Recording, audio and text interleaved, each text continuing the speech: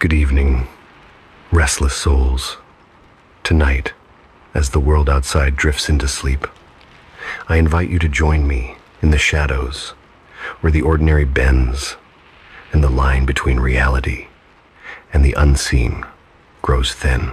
5 stories await you, tales of whispers, shadows, and the echoes of lives trapped just beyond our reach. Listen closely. Some secrets prefer to be heard, and some never let go. Let's begin. The 11th floor requiem. It was almost midnight when Ethan reached the old building. The kind of building whose windows never reflected light the same way twice, whose corridors seemed to breathe. The rain had ended hours ago, but the air still smelled of wet iron and dust. From the street, the 11th floor was barely visible, its windows shrouded behind heavy curtains, as if something inside wished to remain unseen. He stood by the front door, staring at the tarnished brass plate that read 11B, Clara's studio. Her name wasn't on the mailbox anymore. Someone had peeled the sticker off, leaving a faint outline of the letters CLARA, a ghost of adhesive still clinging to the metal. Ethan hesitated, his fingers brushing the cold key in his pocket. It was the only thing she'd left him before she vanished 6 months ago. She'd called it the spare key to the truth. He had thought it was a joke. Now, in the still air of this forgotten building, the words felt heavier. He inserted the key. The lock resisted for a second, like something alive trying not to be disturbed. When the door finally opened, a slow exhale of stale air greeted him, warm, faintly metallic, tinged with the smell of clay and turpentine. He stepped inside. The studio was larger than he'd imagined. Bare concrete walls rose around him, cracked and uneven, painted over in layers of off-white. The windows were covered in thick cloth, so the only light came from the street lamps below, slicing through in thin amber blades. And everywhere, stood sculptures, dozens of them, figures of women, some half-finished, others disturbingly lifelike. They lined the walls like silent witnesses. Some were smooth and gleaming, others rough, their faces frozen mid-expression sorrow, fear, longing. Ethan's breath clouded slightly in the cool air. The silence was profound, almost sacred, but it wasn't empty. It watched. He ran his hand along the nearest statue, a woman kneeling, her eyes closed, her hands clasped in front of her chest. The clay was cold. It felt like skin. He pulled back quickly. His heart thudded against his ribs. "Clara," he whispered, the word vanishing into the room's hollow acoustics. He tried to imagine her here. Her short hair tied back, her hands smeared with white dust, her focus absolute. He remembered how she used to talk about capturing breath in clay, how the moment of firing the transition from soft to eternal was, in her words, when the soul decides if it wants to stay. At the time, he'd smiled. She'd always been poetic like that. But now, standing among her creations, he realized she hadn't been exaggerating. He crossed to the work table near the far wall. Sketchbooks were stacked haphazardly, their corners curled with moisture. He flipped one open, the paper rough against his fingertips. Inside, charcoal sketches, hundreds of them. Faces of women, all variations of Clara's own. Smiling, crying, asleep, broken. Then, further in, the drawings began to change. The lines grew frantic. Limbs stretched unnaturally. Some faces were half erased, others drawn over with black smears. The last page showed something else entirely. A door. Its frame distorted, marked with 11 tally lines scratched across the paper. And beneath it, Clara's handwriting slanted. Urgent. Not everything that is fired stays dead. He stared at the words for a long time. Then something creaked. It came from behind him. A slow, deliberate sound like someone shifting their weight on a wooden floor. Ethan turned. The statues stood motionless, their shadows long and brittle. He waited. The sound didn't repeat. He told himself it was just the building settling. Old wood, old pipes, nothing more. Still, he found himself whispering, "Clara, are you here?" No answer. Only the hum of the city far below filtered through heavy drapes. He decided to check the rest of the studio. There was no bed, no sign anyone had lived here, just shelves of tools, coils of clay, an enormous kiln dominating the back corner. The metal surface of it caught the weak light, dull and gray. He placed a hand on it. It was cold. But deep inside, he swore he heard something faint, the sound of a breath, or a sigh. He stepped back. Something about the kiln unsettled him. Its door was sealed shut, but there were dark stains on the floor beneath it, clay, he hoped. On the table beside it sat a small mirror, the kind used to check symmetry and sculpting. Its surface was dusty, but when he lifted it, his reflection wavered oddly, as though beneath a layer of water. His face blurred, then refocused. He frowned and set it down. In the far corner, against the wall, one statue drew his eye. It was life-sized. A woman standing perfectly still, with her hands folded across her chest. Her features were delicate, precise. The curve of her lips, the fall of her hair, he recognized them instantly. It was Clara. He felt something seize inside him. The likeness was uncanny down to the faint scar on her chin, the one she got from a broken mug years ago. He stepped closer, reaching out. The eyes, though sculpted, seemed wet, almost reflective. For a brief second, he thought he saw movement behind them. He blinked. Gone. The silence thickened, as if the air itself held its breath. He whispered, "What did you do, Clara?" The room didn't answer. He found himself drawn back to the sketchbook. The words, "Not everything that is fired stays dead," circled in his mind. What had she meant? What had she been making here? He looked again at the kiln. It loomed like a sealed tomb. The thought came unbidden. What if something or someone is still inside? He almost laughed. It was absurd. And yet, every part of him resisted the idea of opening it. The air around it felt wrong, thicker somehow. He sat down on the cold concrete floor. He didn't realize he was shaking until his keys jingled in his pocket. The same key that had opened the door. He took it out, staring at it under the dim light. Its surface was dull, worn but along one edge. Near the teeth, he noticed something etched, so faint it was almost invisible. 11 tiny marks. He hadn't seen them before. He rose, the weight of unease heavy in his chest.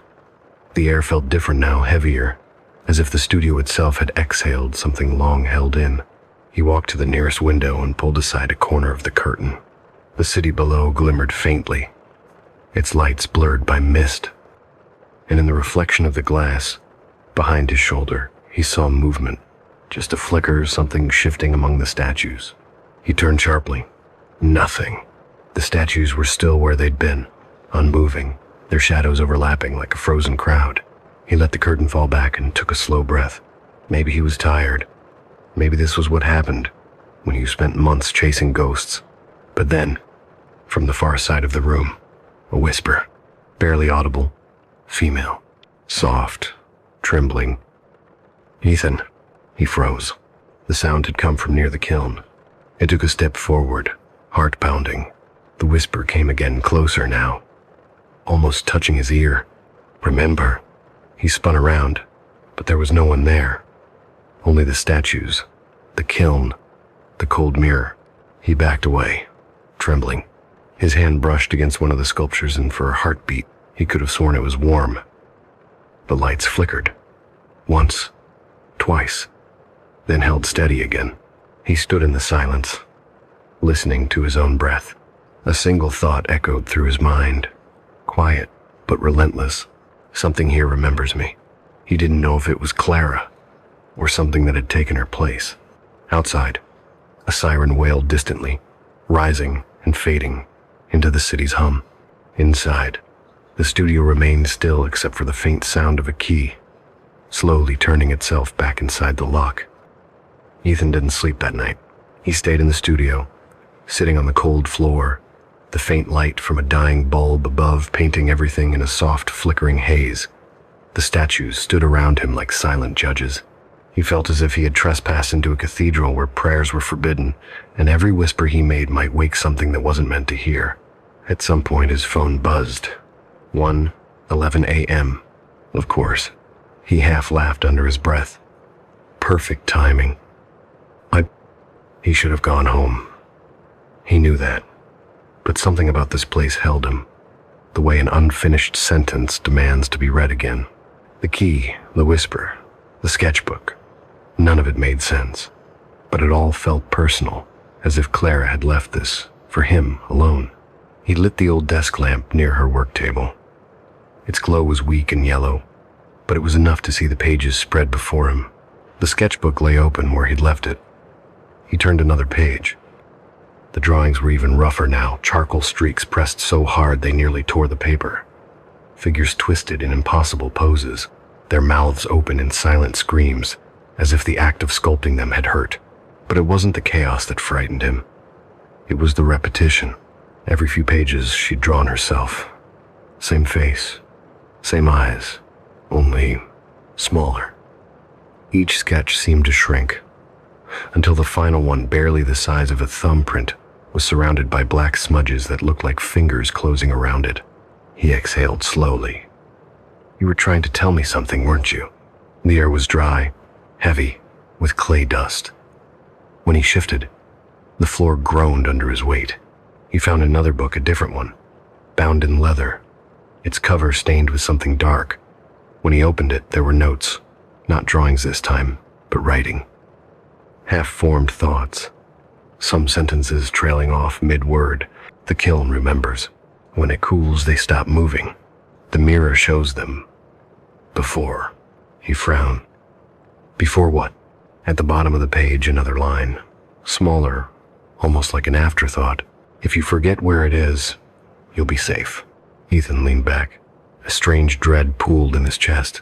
Clara had always been methodical, structured, almost obsessive about detail. These pages were different. They felt frantic, like the scrawl of someone trying to outright her own fear. He turned the page again and froze. The next drawing was a floor plan, rough but recognizable.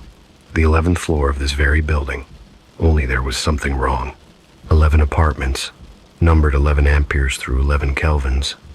But in the center, between 11 farads and 11G, there was a narrow space drawn in red pencil unlabeled, a gap that shouldn't exist. And yet, when he thought back, he realized the corridor outside her door had felt oddly long, as if it stretched farther than it should. He pressed his finger to the red space. What's in there? From somewhere inside the walls came a soft, low thud, then another, then silence. He stood still, the hair on his arms rising. The sound had come from the direction of the kiln. He told himself it was the pipes. The building was old, after all. But the second thud had sounded deliberate, measured like a heartbeat. He picked up the flashlight from his bag and turned it on. The beam wavered across the studio, slicing through the shadows, landing on the statue of Clara. For a second, he thought she had changed. The position of her hands, he could have sworn they'd been folded across her chest before. Now, they hung loosely at her sides. He blinked hard, shining the light again. No, that couldn't be right. He must have remembered wrong. Still, the doubt crawled into his mind like a splinter. He turned back to the sketches, flipping pages faster now, his pulse quickening. The drawings seemed to follow a sequence, each one closer to completion, each figure more lifelike, more trapped. And then he found it, a page near the end, where Clara had written in her sharp, familiar script, "When the mirror cracks, the kiln will breathe." He stared at the line until the words blurred. Then, from the far side of the room came a faint tink, like glass shifting under pressure. He looked up. The mirror, the small one on the table, had a hairline crack running down the center, splitting his reflection in two. He stepped closer. The beam of the flashlight caught something inside the crack movement.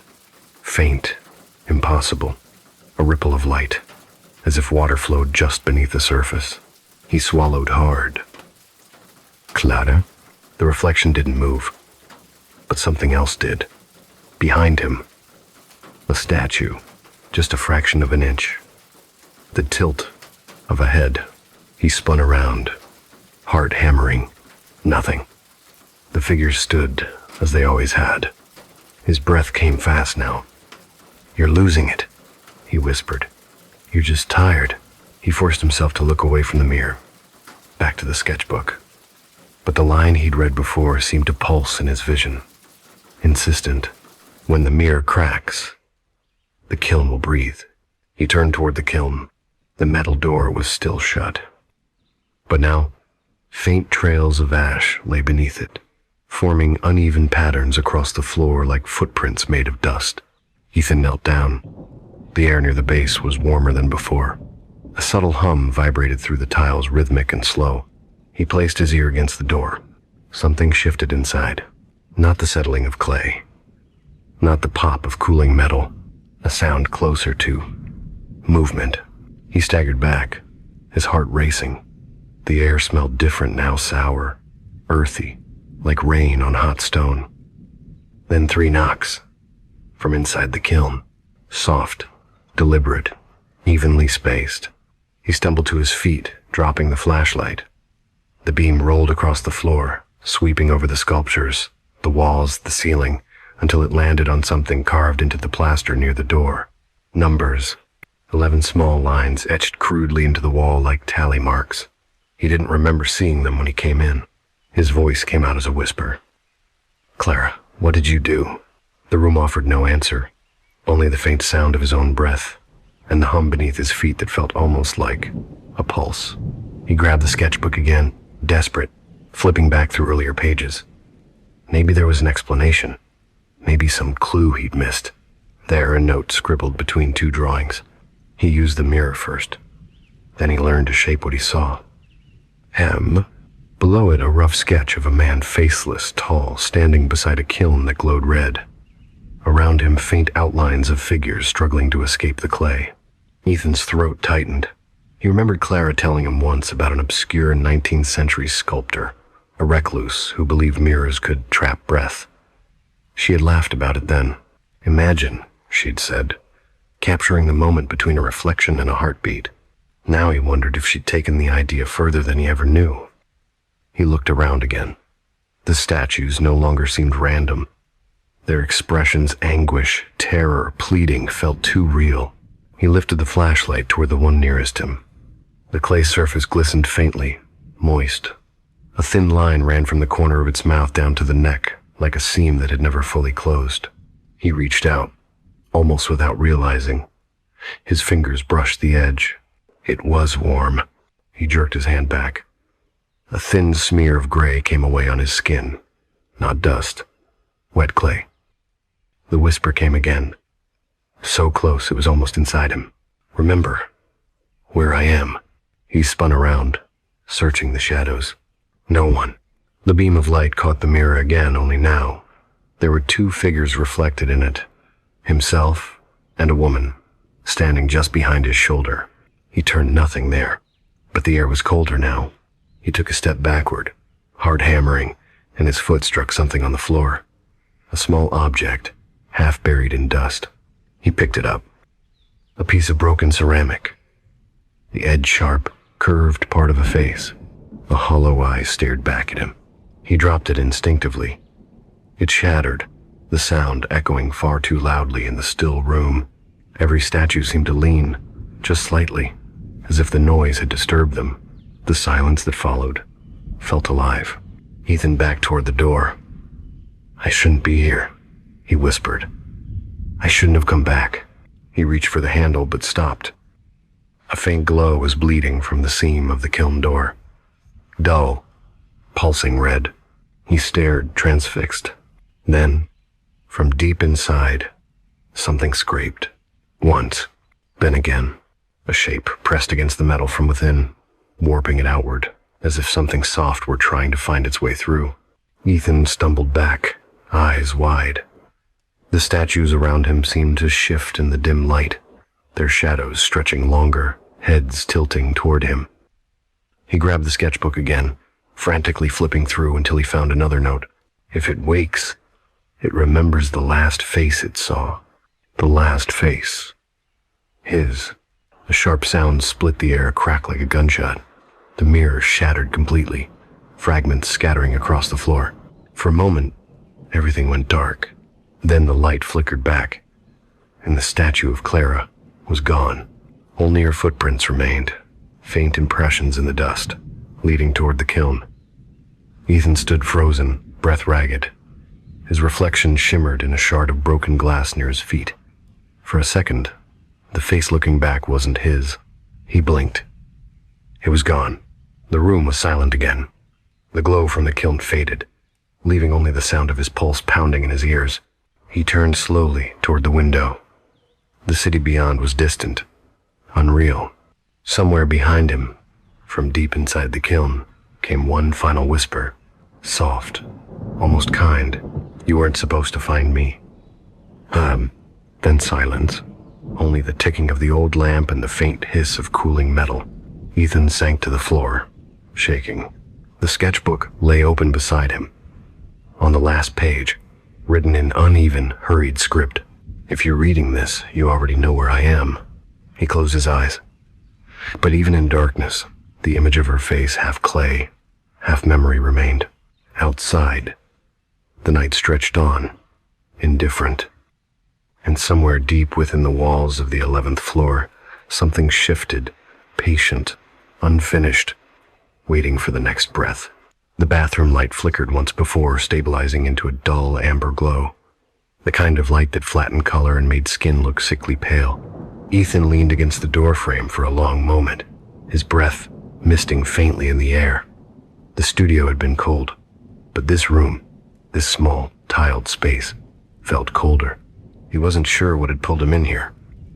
Maybe it was the silence. Maybe it was the faint drip of water echoing off porcelain. Or maybe it was that strange, instinctive sense that someone else had just stepped out moments before he entered.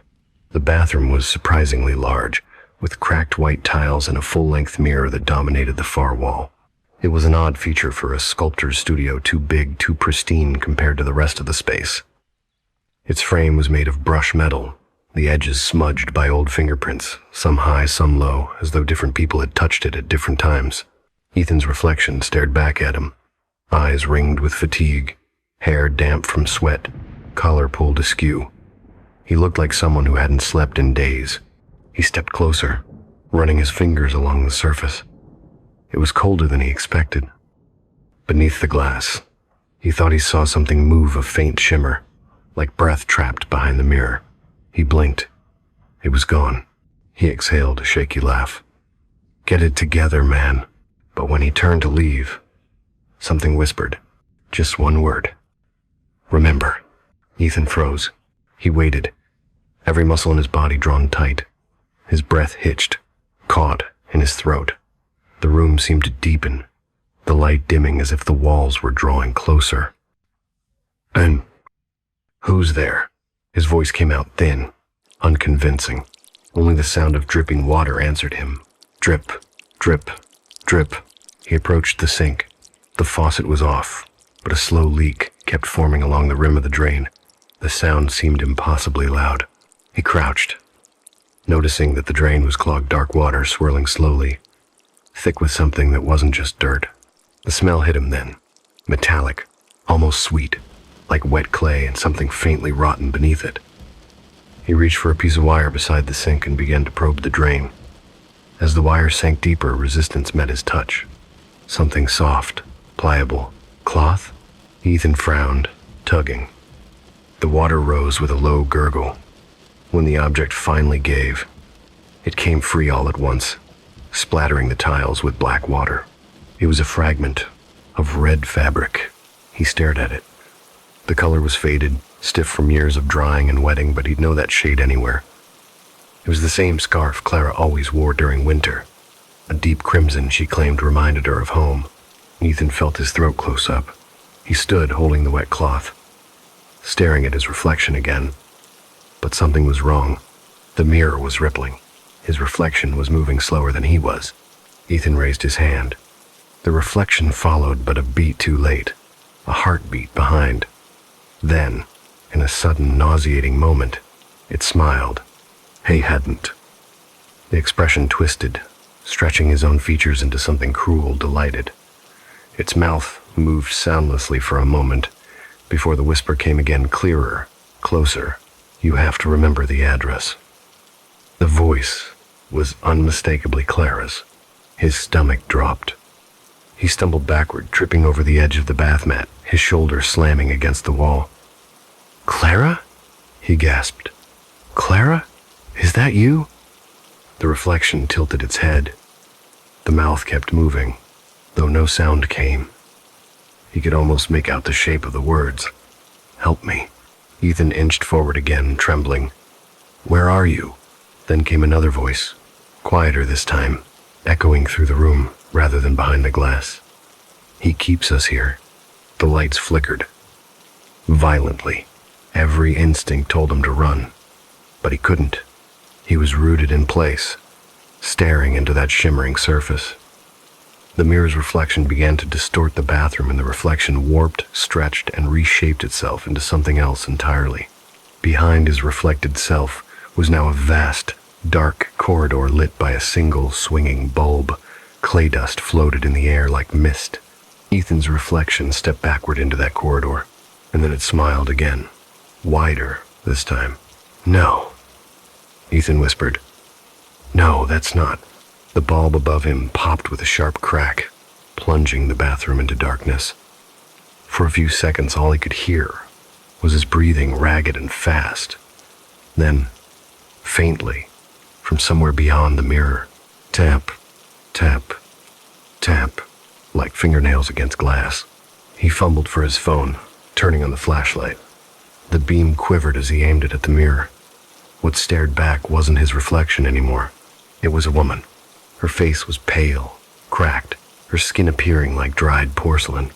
Eyes wide, lips parted as though mid-scream. Her hands pressed against the glass from the other side.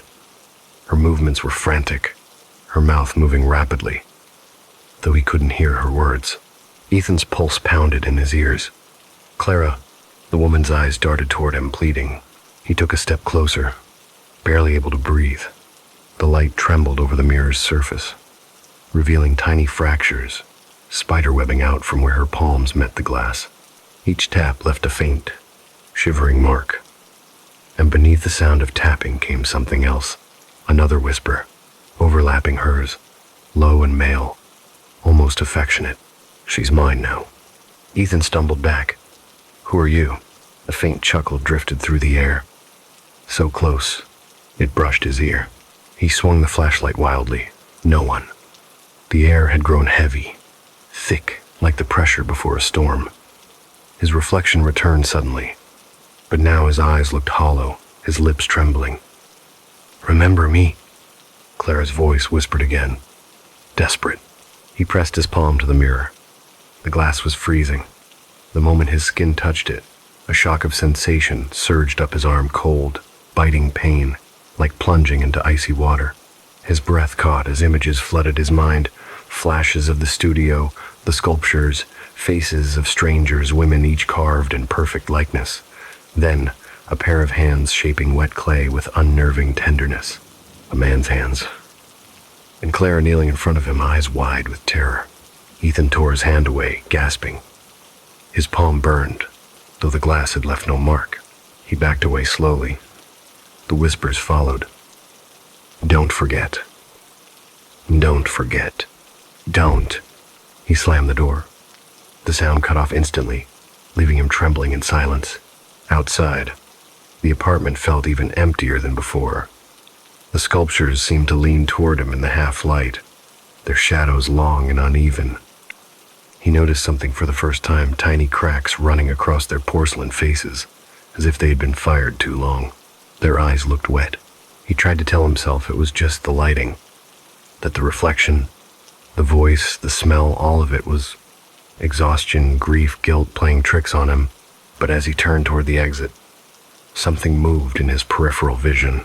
In the corner of the studio, a large mirror leaned against the wall. He could have sworn it hadn't been there before. From where he stood, Ethan could just make out his reflection in it, his own face, pale and shaking. But there was something else too, behind him, a faint outline, a man's silhouette, standing impossibly still.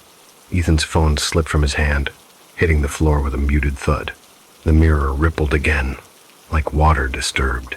And then, softly, almost kindly, came the final whisper for that night. "Welcome back." The light in the studio went out, and in the dark, the sculptures seemed to breathe. When Ethan woke, the world was orange. Not the orange of dawn, but a firelight, an ember glow that shifted and shimmered across the walls. He lay on the cold concrete floor of Clara's studio, his body stiff, his throat dry as ash. The air was heavy with the scent of burnt earth and metal. Somewhere close, something was humming, a low, steady vibration that thrummed through the walls, pulsing in rhythm with his heartbeat. It took him a few seconds to realize it was the sound of the kiln. It was running. Ethan pushed himself upright, his head pounding. The sculptures surrounded him in the flickering light, their faces half illuminated, half lost to shadow. Their eyes glimmered faintly in the orange glow, as if something alive flickered behind the glaze. The air was warmer here, thick and dry. Dust floated lazily through the light, and for a moment he thought he saw the shape of a hand forming in the haze. Fingers reaching, curling, vanishing again. He stood unsteadily, clutching his phone. Dead battery. When he turned toward the kiln, the hum deepened. The door was closed, a faint red line of heat outlining its edges. Beside it lay a table, covered with cracked molds, tools, and a stack of sketchbooks. One was open. Ethan hesitated, then picked it up. The sketches inside were different now, not the messy studies he'd seen before. These were precise, almost obsessive, full-body renderings of women's faces, dozens of them, each marked with strange notations in the margins. Left cheek fracture, repaired. Hollow eyes, fixed. Missing breath, complete. On the final page was Clara's face, drawn perfectly in graphite. Beneath it, a single line written in trembling ink. He only takes what he can preserve. And a soft, clinking sound drew his gaze upward. Something was hanging from the ceiling above the kiln. A small object, suspended by wire. He stepped closer. It was a charm of some kind. A small clay bell, cracked, its surface etched with what looked like fingerprints pressed into wet clay. He touched it gently. The hum from the kiln faltered. Then, somewhere behind him, a voice whispered, "You shouldn't be here." Ethan spun. The studio was empty, but the sculptures seemed to have shifted again. Their positions weren't the same. They were turned toward him now, all of them, their faces angled just slightly in his direction. The air rippled faintly with heat. The hum of the kiln resumed, louder now, deeper, like a distant roar buried beneath the earth. "Clara?" Ethan's voice cracked. "Clara, if you can hear me, I told you not to come." Her voice was everywhere, not from the air, not from behind him, but from within the room itself. The words seemed to vibrate through the walls, the floor, the very air around him. Ethan's eyes darted toward the kiln. The temperature in the room had risen, sweat beaded at his temples. He approached slowly, each step crunching on bits of shattered clay. "Where are you?" he whispered. "I'm here." The voice came from the kiln. He reached for the handle, and his fingers recoiled from the heat. The metal hissed against his skin. "Clara, don't open it," she said softly. "He's inside." "M?" The words struck him like a blow. "Who?" Silence. And then another voice, low and smooth. A man's voice answered from within. The one who finishes what she started. The lights flickered again. Every instinct screamed for Ethan to run, but he couldn't move. His body felt locked, like the air itself had solidified around him. The sculptures seemed to loom closer, their shadows bending inward. He could hear something moving inside the kiln now, a slow scrape, a thud, like clay shifting and cracking as it expands. The smell of wet earth filled the air, and then, faintly, a sound that chilled him to the bone. A heartbeat. Thump, thump, thump. Ethan staggered back. "What is this place?" Clara's voice came again, more urgent now. "He made us stay. All of us. The ones who came to see the art. The ones who stayed too long. He used the kiln to cure us. Ethan's throat went dry. You mean he wanted to make beauty eternal, she said. He called it the requiem of clay. The hum deepened. The heat pressed harder against his skin. Something inside the kiln struck the door once, twice, metal rattling violently. Ethan, Clara whispered, you have to go, before he remembers you. He stared at the door, breath shallow. You're in there, aren't you? Silence. And then, not anymore. The kiln door burst open. The heat knocked him backward. A rush of scorched air swept through the studio, scattering dust and shards of clay. Ethan shielded his face, coughing. When the air cleared, he looked up and froze. Standing in the doorway of the kiln was a figure. It wasn't fire that filled the space, but a dim, pulsing light like the glow of a dying furnace. The figure stepped forward slowly, its form human but wrong, as though someone had built it from memory alone. Its skin was cracked porcelain, its joints thin lines of baked clay.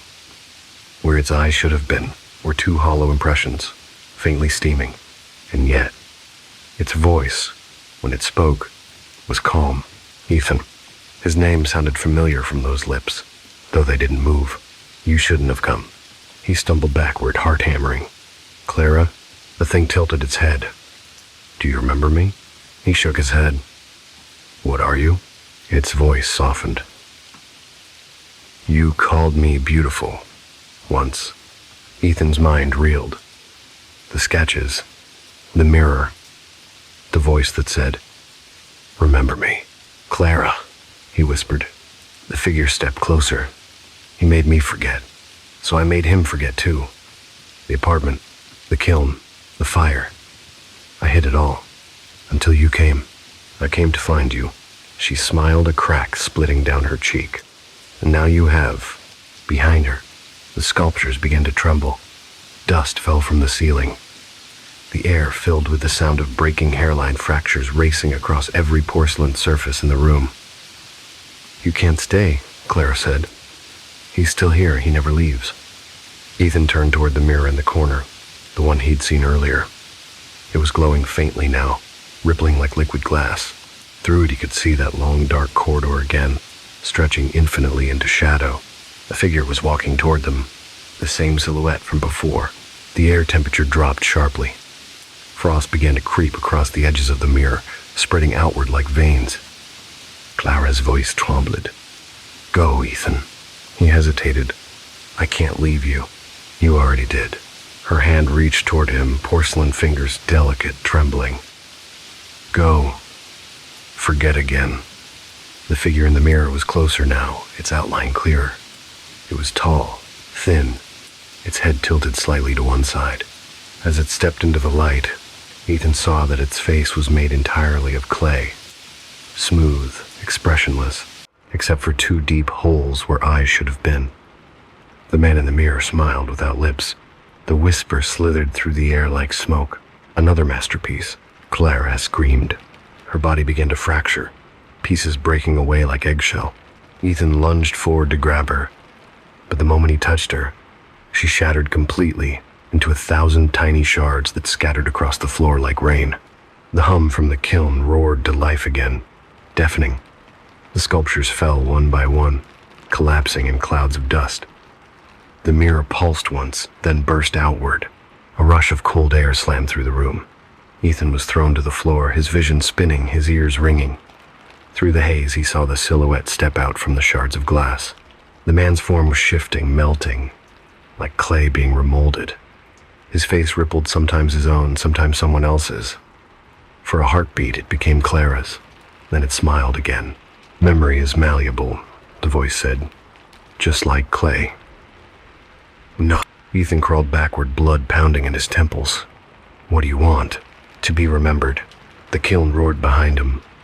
Its light flared bright white, the air trembling with heat. Ethan felt something grasp his arm strong, cold fingers pulling him backward toward the open furnace. He screamed, struggling, kicking against the floor.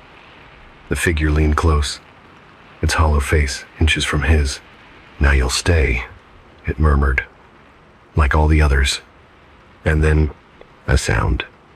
Faint at first, then growing louder, the soft, fragile ringing of the clay bell hanging above. The sound cut through the air like glass shattering. The grip on Ethan's arm loosened.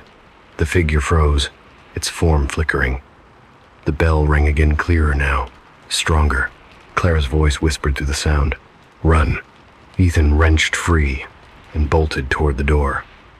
Behind him, the kiln screamed an inhuman, grinding roar as something inside tried to claw its way out. Heat seared the back of his neck as he stumbled down the corridor, through the narrow stairwell, and into the night. The door slammed behind him with a final, echoing thud. He didn't stop running until he reached the street. When he turned back, the building was dark. No lights in the windows, no sound, only the faint smell of smoke drifting from somewhere deep within. He sank to his knees, gasping for air, trembling, and then his phone buzzed. Its screen flickered weakly to life. A new message. Unknown number. You were saved. But now, you must remember. Ethan stared at it. His reflection appeared faintly in the cracked screen, his own face, pale and shaken. But for a single moment, just before the screen went dark again, the reflection blinked. Twice, not in sync with him, and then it smiled. The apartment was silent, except for the occasional hum of the fridge. Outside, the city stretched endlessly, gray and indifferent. For weeks, no one had seen or heard from Martin Lang. The door to apartment 4B remained locked. The neighbors assumed he'd gone back to his countryside hometown or fled the city altogether, another failed artist swallowed by his own despair. But on the 15th night after his disappearance, a soft, rhythmic noise began echoing through the walls like the sound of something dragging across wood. Tud. Drag. Tud. At first, people ignored it. Then came the faint singing, muffled and wet, as if someone were humming through clay. When the landlord finally decided to open the apartment, he did it with 2 policemen and a locksmith. The key turned reluctantly. The door opened, and a smell, sweet, earthy, and rotten, spilled out into the hallway. Everything inside was gray. The furniture, the floorboards, even the walls seemed coated with a thin layer of hardened clay. On the coffee table lay dozens of unfinished sketches, twisted shapes of human faces that looked almost alive, as though trying to push themselves out of the paper. The floorboards creaked as one of the policemen stepped inside. "Jesus," he muttered. "What the hell happened here?" There was something in the middle of the living room. A sculpture, half human, half grotesque, its surface glistening faintly under the dim light. It was shaped like a man kneeling, his head tilted upward as if in prayer, but his face was blurred, melted, almost erased. His hands were pressed against his chest, as though clutching something that wasn't there anymore. "Is that him?"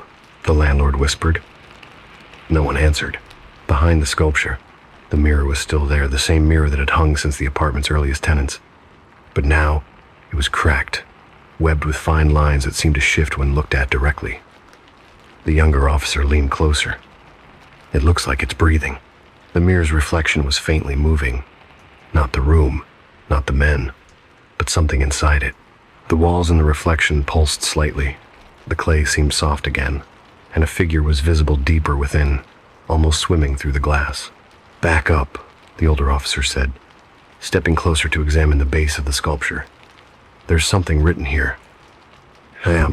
At the base, carved unevenly into the dried clay, were 3 words. "I shaped myself." Then came the sound again, thud, drag. But it didn't come from the hall. It came from inside the walls. One of the sketches fluttered from the table. The drawing on it, a faceless man, had changed. He was now smiling. The officer dropped the paper. "We're leaving," he said, pulling the landlord toward the door. But the younger one hesitated, eyes fixed on the mirror. "Sir," he whispered, "there's someone in there." And indeed, the reflection now showed 3 men standing in the room, but only 2 of them were real. The lights flickered. The air thickened. Something wet began sliding down from the ceiling clay, still fresh, dripping in slow threads. It pooled near their feet and began to move upward, shaping itself, forming, what looked like a hand. The younger officer screamed and stumbled back, firing a shot that shattered the mirror completely. The sound was deafening, but as the glass broke, dozens, no, hundreds of reflections spilled across the floor, fragments catching light from impossible angles. Each shard shimmered with a slightly different version of the room. In one piece, Martin was still sculpting. In another, he was whispering to the clay. In another, his face was hollow, and something dark and shapeless wore his body like a shell. The landlord ran, clutching his chest, the sound of dragging clay chasing him down the stairwell. By morning, apartment 4B was sealed. The officers refused to speak about what they'd seen, though both later resigned within the week. The official report listed chemical exposure as the cause of Martin Lang's death, though the body was never found. Only the clay figure, which strangely had hardened into pure stone overnight. Months later, when a new tenant moved in, she found a note under the floorboard, folded into a small square. It was written in Martin's handwriting, smeared with something grayish. Every shape remembers its maker, and sometimes the maker remembers wrong. She laughed softly and tossed it away. That night, she noticed fingerprints on her bathroom mirror, too large to be her own, pressed from the inside. And from the next room, faintly through the wall, came the sound of something heavy being dragged. Thud, dra, thud, dra. It didn't stop until dawn. The ferryman's toll. Sarah never thought heartbreak could sound so mechanical. Sorry, you deserve someone better. That was all Mark wrote. One short message, clean, polite, and final. He didn't just leave her. He left with someone else. Someone richer, prettier. Someone who didn't live on takeout noodles and cheap coffee. Sarah stared at her phone until the battery died. The glow of the screen lingered behind her eyelids like a ghost image. The apartment was dark, except for the orange flicker of streetlights slipping through the blinds. Every sound became a heartbeat. The hum of the fridge, the distant siren, the buzz of an old bulb that refused to die. When her phone came back on, there was a new notification, not from Mark. A friend request. Username: Charon's Ferry. Bio: the ferryman who carries souls across the river. Sarah frowned. Probably some internet creep or a prank account. But curiosity was a strange thing it always whispered, just one click. She tapped. Accept. A message arrived instantly. I heard you've lost your way. Let me carry you across. Free, just for tonight. Sarah let out a small, humorless laugh. Sure, she muttered. Whatever. The sound of her own voice startled her. It echoed through the apartment like it didn't belong there. Hours later, Sarah remembered she had left some of her things at an old bar. A jacket, a notebook, a keychain. She called a cab. When the car pulled up, something felt wrong. The body was rusted, paint peeling. The license plate was barely visible. Number scrawled in marker on a strip of paper. The driver didn't speak when she got in. His skin was pale, not sickly, just colorless. His eyes never met hers in the rearview mirror. Old Town, please, she said softly. He nodded once, started the engine. The radio hissed to life on its own. A low hum of static, mixed with what sounded like the faint rhythm of oars dipping in water. She stared out the window. The city looked empty, drained of light. Every street seemed to pass slower than it should. Every corner looked the same. When they stopped outside the bar, Sarah reached for her purse. How much? The driver turned, finally meeting her gaze. His eyes looked too old. Not tonight, he said quietly. You'll pay next time. He handed her a small roll of crumpled bills. Here, you'll need this when you're ready to cross. Sarah blinked, confused. Cross what? He didn't answer. Just as she stepped out, he added, remember next time, you pay with loneliness. The door shut behind her. The taxi rolled away, taillights fading into the fog. In her hand, the bills felt strangely warm. The next morning, her phone exploded with messages. How could you? You ruined everything. They said it was you who called the bride. Him. Sarah scrolled in disbelief. Someone had used her number to call during Mark's wedding rehearsal, spreading lies, breaking things apart. Even her closest friends had turned their backs. Her hands shook as she unrolled the wad of cash the driver had given her. It wasn't cash. It was hell money, thin paper bills used for the dead, each one printed with the faint image of a house, a car, and a man rowing a boat. Her heart dropped. She turned on the TV. Local news showed a short segment about a small fire last night. A burned taxi had been found near the river. The license plate number was the same as the one she'd ridden. Sarah felt the room close in. Every breath sounded like waves slapping against a wooden boat. By evening, she opened her phone again. Charon's Ferry had sent a new message. "You met him, didn't you?" She hesitated, typed back, "Who are you?" The reply came slow, one sentence at a time, like the rhythm of a rowing oar. "I was once a man named Charon. I drove at night. I ferried people across this city, across their sadness. Mark was one of them." Sarah froze. "He promised me love, a chance. Then he left me behind, alone. When I crashed my car into the river, I thought I would finally rest. But the river had other plans. Him. Now I carry others across those who can't let go." Sarah read the messages again and again. It sounded like madness or confession. "You're not like him," Charon wrote. "I don't want you to drown as I did. That's why I gave you the money. So you'd remember there's still a debt to pay, but not yet." His last message came with an attachment, a grainy photo. It showed the same street corner from last night, the same taxi. Except this time, she was in the driver's seat, staring straight at the camera. Sarah deleted the chat. She blocked the account. "I'm done with ghosts," she whispered. That night, rain fell hard, thick, relentless. She lay awake, staring at the ceiling, listening to thunder roll like waves crashing on metal. Her phone lit up once more, an emergency alert. A car crash on the old bridge. The victim's name, Mark Reynolds. The news photo showed a car half submerged in the river, headlights still glowing beneath the water's skin. Sarah didn't cry. She just watched the rain smear across her window like black tears. When morning came, sunlight spilled across the floor. For a moment, the world seemed ordinary again. Then she noticed something on her doorstep, an old, half-burned bus ticket. On its back, written in fading ink, one-way passage, paid in full. Then, and underneath, in smaller handwriting, her own address. Sarah held the ticket until her fingers went numb. From somewhere in the distance, she thought she heard a soft splash, the sound of an oar dipping once, twice, then silence.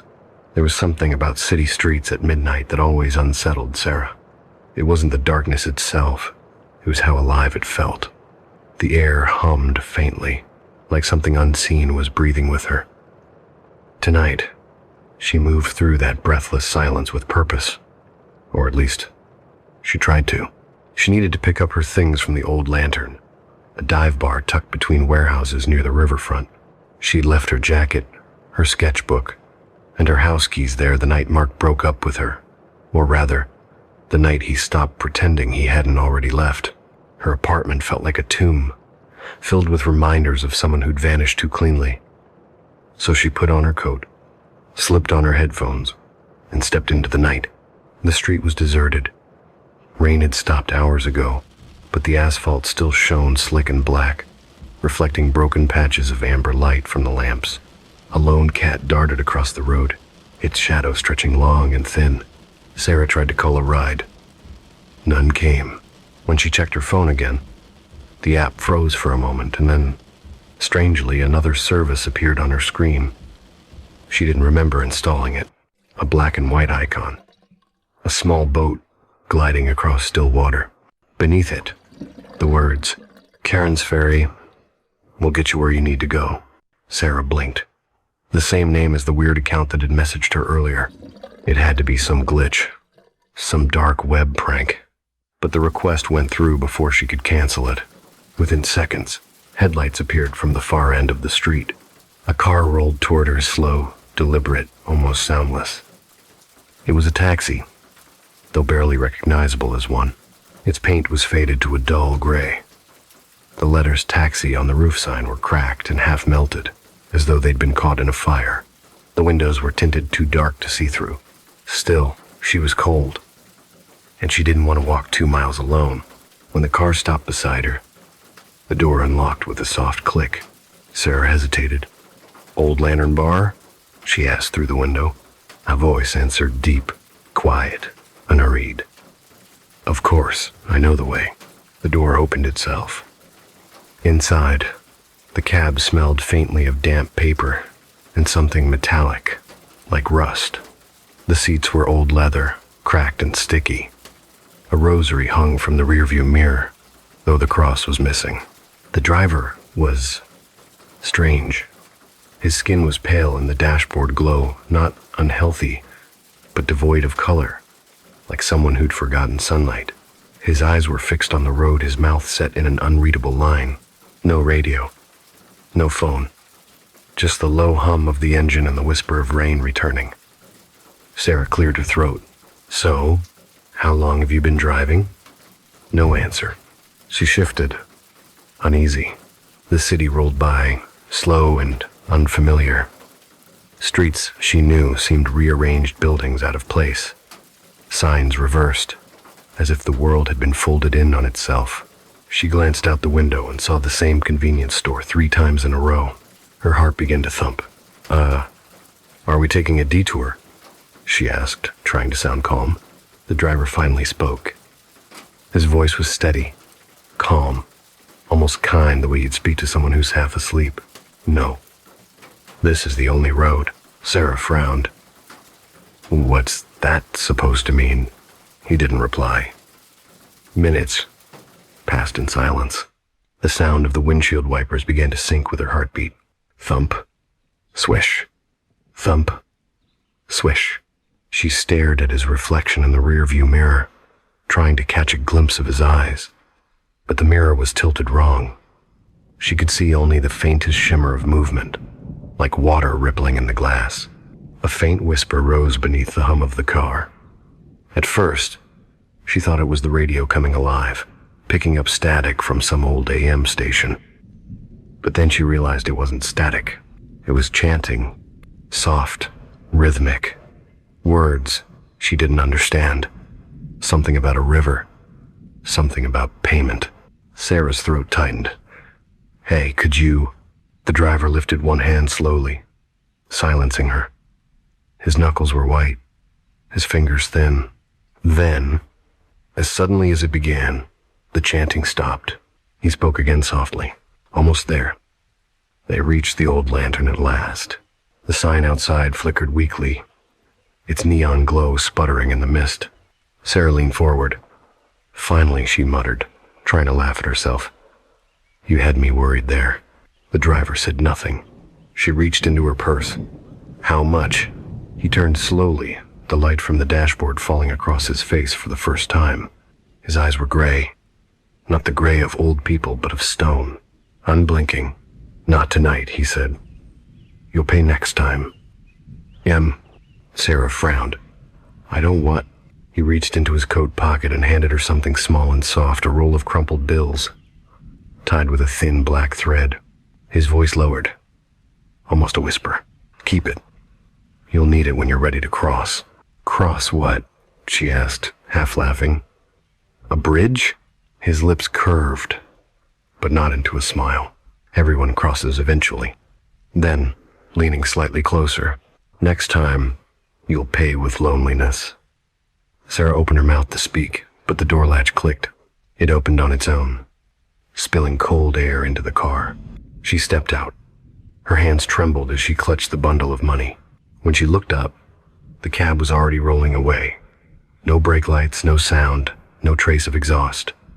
It seemed to fade into the fog, dissolving like breath on glass. The rain had stopped, yet droplets still clung to her hair. She stood there a long time, staring at the empty street. The bills in her hand felt warm, not just from her grip, warm inside, as though something pulsed faintly within them. She unrolled one and stared at the paper. It wasn't currency. Not really. The ink was strange, the texture wrong. On the back, faint letters she could barely read. Bank of the Dead. Valid for one crossing. Sarah laughed nervously, shoving it back into her bag. Okay, she whispered to herself. It's a prank, that's all. And from what? But when she turned toward the bar's entrance, her reflection caught her eye in the window. For a heartbeat, she could have sworn she saw someone else standing beside her. A man in the same coat as the driver, and behind him, faintly visible in the reflection, a river, flowing where the street should have been. She blinked. The vision was gone. Only the street remained, and the sound of her own breathing. She went inside, collected her things. When she came back out, the street was empty. No cars, no sound, not even her own reflection in the glass door. She hurried home, clutching the crumpled money tighter than she realized. And when she turned the key in her apartment door, she could have sworn she heard, far away, the soft rhythm of an oar dipping once into still water. The days that followed were thick with silence. Not the kind that comes from peace, but one that pressed against the walls of Studio 11 like wet clay, damp, heavy, waiting to take form. Lena stopped going out after sunset. She kept the blinds half closed, not because she feared being seen, but because the shifting reflections in the glass began to make her uneasy. Each night, as she sat at her desk sketching outlines of unfinished sculptures, she caught the faintest flicker of movement behind her shadows that didn't belong to her body. It began with the mirror. She had bought it from a flea market years ago. A tall Victorian piece framed in wood and silver leaves. It used to hang in her old apartment, harmless, decorative. Now it leaned against the far wall of her studio, reflecting the half-lit workspace, the shelves of plaster heads, and the unfinished figure that still stood under its damp cloth. The figure in dust, she called it, though even saying the name now sent a tremor through her chest. That night, she was fixing the curve of the sculpture's shoulder when she noticed something odd in the mirror. The reflection didn't match her motion. When she lifted her arm, the figure in the mirror hesitated just for a second, then followed. A slight delay, subtle, but unmistakable. She froze, her fingers still pressed into wet clay. Her reflection stared back with her same wide eyes, her same dirty apron, her same trembling lips. But that half-second of delay hung in the air, like a word that hadn't finished being spoken. Lena turned away. She cleaned her tools, washed her hands, turned off the lamp. But she couldn't bring herself to drape the mirror again, because what if it was already watching? 3 nights later, the knocking began. It came from the storage room in the back of the studio, a dull, rhythmic sound, like someone tapping a chisel against wood. Toc, toc. At first, Lena thought it was the wind rattling something loose. But when she went to check, the air was still. The tools were where she left them. The noise stopped as soon as she stepped inside. When she turned to leave, toc, toc, toc, 3 quick taps from behind the plaster shelves. "Who's there?" she called out. Silence. She stood still for a long time, her breath shallow. Then she noticed it. A smear of clay on the floor, leading from the shelf to the center of the room. Not gray, like the clay she used. Darker, earthy brown, as if it had come from deep underground. It stopped at her feet. The next morning, a man came to the studio. Detective Morgan was polite but cold, the kind of man whose eyes never seemed to blink. He held a notebook, though he didn't write in it much. "I'm following up about Mr. Keene," he said. Lena looked up from her stool. "The art dealer?" He nodded. "He was last seen the night of your exhibition. Some people say you two had an argument before he disappeared." "That's not true." "People said they heard shouting, something about unfinished work." "Not..." Lena felt her throat tighten. "I don't know where he is." Morgan studied her for a moment, then his gaze drifted to the sculpture under the cloth. "Mind if I take a look?" "Yes," Lena said quickly. "It's not finished." "Of course." He smiled faintly. "Artists and their secrets." He turned to leave, but paused by the mirror. "Strange piece. Doesn't quite fit the room." "I didn't put it there." He looked back at her, one brow raised. Lena hesitated. "I mean, it's been here since I moved in. I thought it was part of the studio." Morgan's expression didn't change, but his tone softened. "If you remember anything about Mr. Keene, call me." After he left, the studio seemed to sink into itself again, as if the air were thicker. She lifted the cloth covering the sculpture and stared at it. The figure had changed. Its mouth was slightly open now. She was certain it hadn't been before. And between the lips barely visible, a thin crack ran upward toward the cheek, like a fissure forming under pressure. Sleep became impossible. Each time Lena closed her eyes, she saw the mirror, the reflection half a beat behind her, the clay mouth whispering things she couldn't hear. The smell of damp earth lingered in the air. She began recording herself while she worked an old habit from her early days, when she'd analyze her sculpting process. But now she wasn't studying technique. She wanted proof. Proof that the sounds were real. Proof that something else was moving when she wasn't. On the second night of recording, she left the camera on after she went to bed. At 2:17 a.m., there was movement. The mirror's surface rippled, faintly, like water disturbed by a breath. Then a shadow crossed the lens, shapeless, slow, as though crawling out from inside the glass. The next morning, when she reviewed the footage, her hands shook so violently she nearly dropped the phone. Because after the ripple, she saw herself standing behind the sculpture. Not in bed where she should have been. Standing, watching, but she had no memory of it. She deleted the video immediately. Then she began to sculpt again. Not because she wanted to, but because something inside her said she had to. The whispers began soon after. They didn't come from the mirror, nor from the clay. They came from behind her, always behind. Sometimes it was just her name, drawn out softly. Other times it was a word that sounded like finish. Finish it. She stopped answering her phone. The studio phone rang once, Detective Morgan again, probably, but she couldn't pick it up. She couldn't explain what was happening without sounding insane. And by then, even she wasn't sure where sanity ended and the sculpture began. It happened on the 6th night. The air was heavy with the smell of iron and wet soil. She stood before the sculpture, now almost complete. The figure's posture was perfect, one arm raised, one hand outstretched as if begging or warning. The face, though, the face had changed again. It wasn't faceless anymore. It was hers. The same mouth, the same hollow eyes, the same scar on her chin from when she'd fallen as a child. She stumbled backward, knocking over a bucket. Clay water splashed across the floor. The reflection in the mirror didn't move. It stayed frozen, one Lena staring out while the other gasped in terror. Then, slowly, the reflection smiled. "No," she whispered. "No, no." The figure in the mirror raised a finger to its lips. "Finish it," it mouthed. Lena turned to run, but something caught her wrist. Clay fingers soft, wet, strong as stone. The sculpture was moving. The clay hand tightened, pulling her closer. She screamed, striking it with her tools, but the material clung to her skin, spreading cold across her arm. When she looked back at the mirror, she saw herself being dragged forward, her reflection watching calmly, almost lovingly. "Finish it." The whisper came again, this time from inside her head. The world tilted. She felt her body sink, not into air, not into ground, but into surface, into reflection. The mirror swallowed her whole. When the police broke into Studio 11 a week later, they found the place abandoned. The tools were scattered, the walls covered in faint handprints of dried clay. The sculpture stood completed in the center of the room, a perfect likeness of Lena Rourke. Arms folded, eyes open, lips sealed in a faint, knowing smile. Detective Morgan stood before it for a long time. Then he turned toward the mirror. His reflection stared back. For a brief second it didn't move. Then it smiled. When the studio was finally sealed, it was as if the city itself sighed in relief.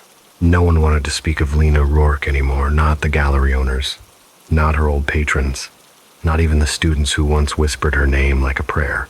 Her disappearance joined the other unsolved mysteries that quietly decayed beneath the noise of everyday life. But the story didn't end when she vanished. It began again, months later, with the sound of something breathing beneath the floor. Marcus Vale had been teaching art restoration for nearly a decade when he first heard about Studio 11. He wasn't superstitious, but he was curious, and curiosity, for men like Marcus was rarely harmless. The building had been scheduled for demolition. Its last tenant, a sculptor named Lena Rourke, had disappeared under uncertain circumstances. Her last known work, The Figure in Dust, had been transferred to a storage unit under police hold, though no one claimed it. When Marcus read the case summary, one line caught his attention. The sculpture appears to be self-sealing. Attempts to alter or remove sections result in restoration overnight. Clay that healed itself. Impossible, he thought, but also irresistible, so he arranged a visit. The storage unit was colder than expected. Dust hung in the air like breath that never dispersed.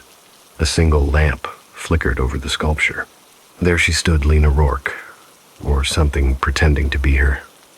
Life-size, perfectly detailed, as though caught mid-thought. Every pore, every fold of her shirt rendered with inhuman precision. Marcus circled her slowly. Beautiful, he murmured, but when he touched the surface, he flinched. The clay was warm. He withdrew his hand, rubbing his thumb against his palm. The residue was dark, almost fleshy. He checked the lamp's heat barely enough to warm the air. The temperature didn't explain it. He was about to take a sample when he noticed the mirror leaning against the far wall. It was wrapped in cloth, dusty but intact. A tag hung from the corner, a property of L. Rourke. He hesitated. Then, curiosity once again winning, he pulled the cloth away, and for a heartbeat, his reflection didn't move. The nightmares began that night. He dreamt of Lena's studio, the smell of clay and rain and something older like open graves after a storm. He dreamt of hands sculpting him from the inside out, reshaping bone into memory. When he woke, his fingernails were filled with dried clay. He told himself it was just stress, that he'd gotten dirty moving materials the day before. But when he looked in the mirror, there was a smear on his cheek. He reached to wipe it, and the reflection didn't. It stared at him instead, and smiled. 2 weeks later, Marcus returned to the storage site.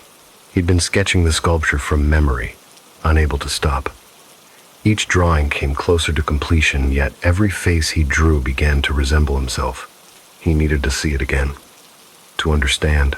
But when he unlocked the door, the air inside felt alive. The shadows pulsed faintly, and a slow, rhythmic creak echoed from the back wall like something shifting in its sleep. The sculpture had changed.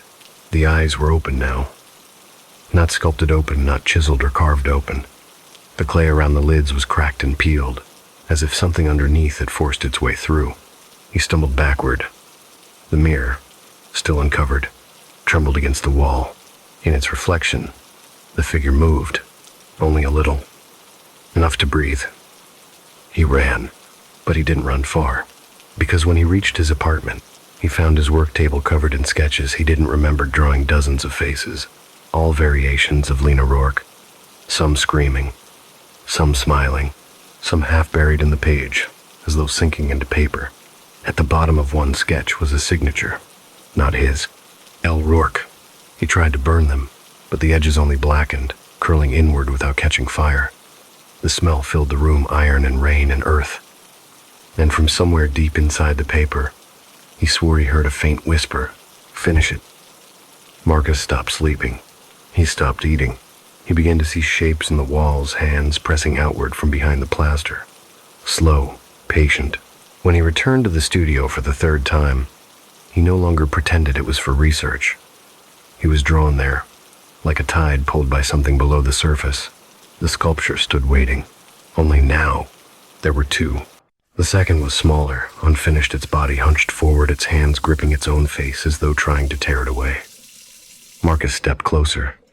The surface was still warm. "Lena," he whispered. "What did you do?" The figure's head turned slightly, the motion soft as a sigh. He stumbled backward. His reflection in the mirror leaned closer, whispering something he couldn't hear. Then, faintly, beneath the sound of his own heartbeat, he caught it. "You're almost ready." By the time Detective Morgan came to check on him after neighbors complained about screams, the room was empty. The lamp was still burning. The sketches covered every inch of wall and ceiling, and in the center stood three sculptures now, two women, One man, all joined at the arms as though caught in a dance that refused to end. Their faces shared the same haunting serenity. Their mouths were closed. But if you leaned close enough, you could almost swear you heard them breathing. Morgan stared for a long time. He'd seen strange things before missing artists, cursed relics, the kind of stories that made detectives drink alone, but this was different. He turned toward the mirror, still standing against the wall. In its reflection, there were 4 sculptures. That night, back at his apartment, Morgan dreamed of clay. He dreamed of the earth folding inward, of fingers reaching through mirrors, of faces pressing against glass until it cracked. He heard Lena's voice, low and melodic, singing a melody he didn't recognize. When he woke, his bedsheets were damp. His hands were covered in gray dust, and written on the wall, traced in something brown and sticky, was a sentence, "The clay remembers." 3 days later, the storage facility flooded. A broken pipe, the officials said, pure accident. But when they pumped the water out, the sculptures were gone. Only the mirror remained. The surface was cracked in 7 places, each fracture radiating outward like veins. Underneath the glass, faint impressions of faces swam in the darkness, unmoving, waiting. The worker who sealed the crate swore he saw one of the reflections blink. No one believed him. The mirror changed hands after that. It passed quietly through collectors, galleries, and auctions, always under different names. Victorian mirror, restored. Provenance unknown. Studio pieza. Latte modernist period. Every owner reported strange incidents, sketches appearing overnight, voices whispering behind them, the feeling of being sculpted in their dreams. Some claim they saw someone standing behind their reflection, a woman covered in dust. When they looked over their shoulder, there was never anyone there. One winter night, years later, a journalist working on an article about cursed art managed to trace the mirror's origins. He followed the paper trail back to an abandoned storage record in the city archives. Under artist, the entry read, Lena Rourke. Under title, it read, The Requiem of Clay. He found the mirror 2 months later, hidden behind a tarp in a forgotten corner of a small museum. When he uncovered it, the surface shimmered faintly, as if something beneath had been waiting for light. He leaned closer, notebook in hand. His reflection smiled back, and behind that reflection, just for an instant, he thought he saw her. Lena, hands covered in clay, eyes bright with fever, whispering softly through the glass. Your turn. Then the mirror went dark. The museum closed at midnight, but the sound, the quiet hum of something alive, did not stop. Security footage later showed the night guard, Arthur Bell, making his rounds with a flashlight and a half-empty thermos of coffee. He stopped near Gallery 11, where the mirror stood behind velvet rope. At 12:47 a.m., the camera caught him leaning closer to it, his reflection faint in the dark glass. At 12:48, the lights flickered. At 12:49, Arthur Bell was gone. Only the thermos remained, rolling slowly across the marble floor. The official report said optical anomaly. Though no one really believed that, the museum shut down Gallery 11 indefinitely. Visitors began whispering about the mirror that eats people, but stories never die quietly. That was how Ethan Hale heard about it. He'd once written an expose about missing artists, one of them, Lena Rourke, whose name appeared again and again in connection with strange clay works, vanished collectors, and a single photograph of a mirror that no one could trace.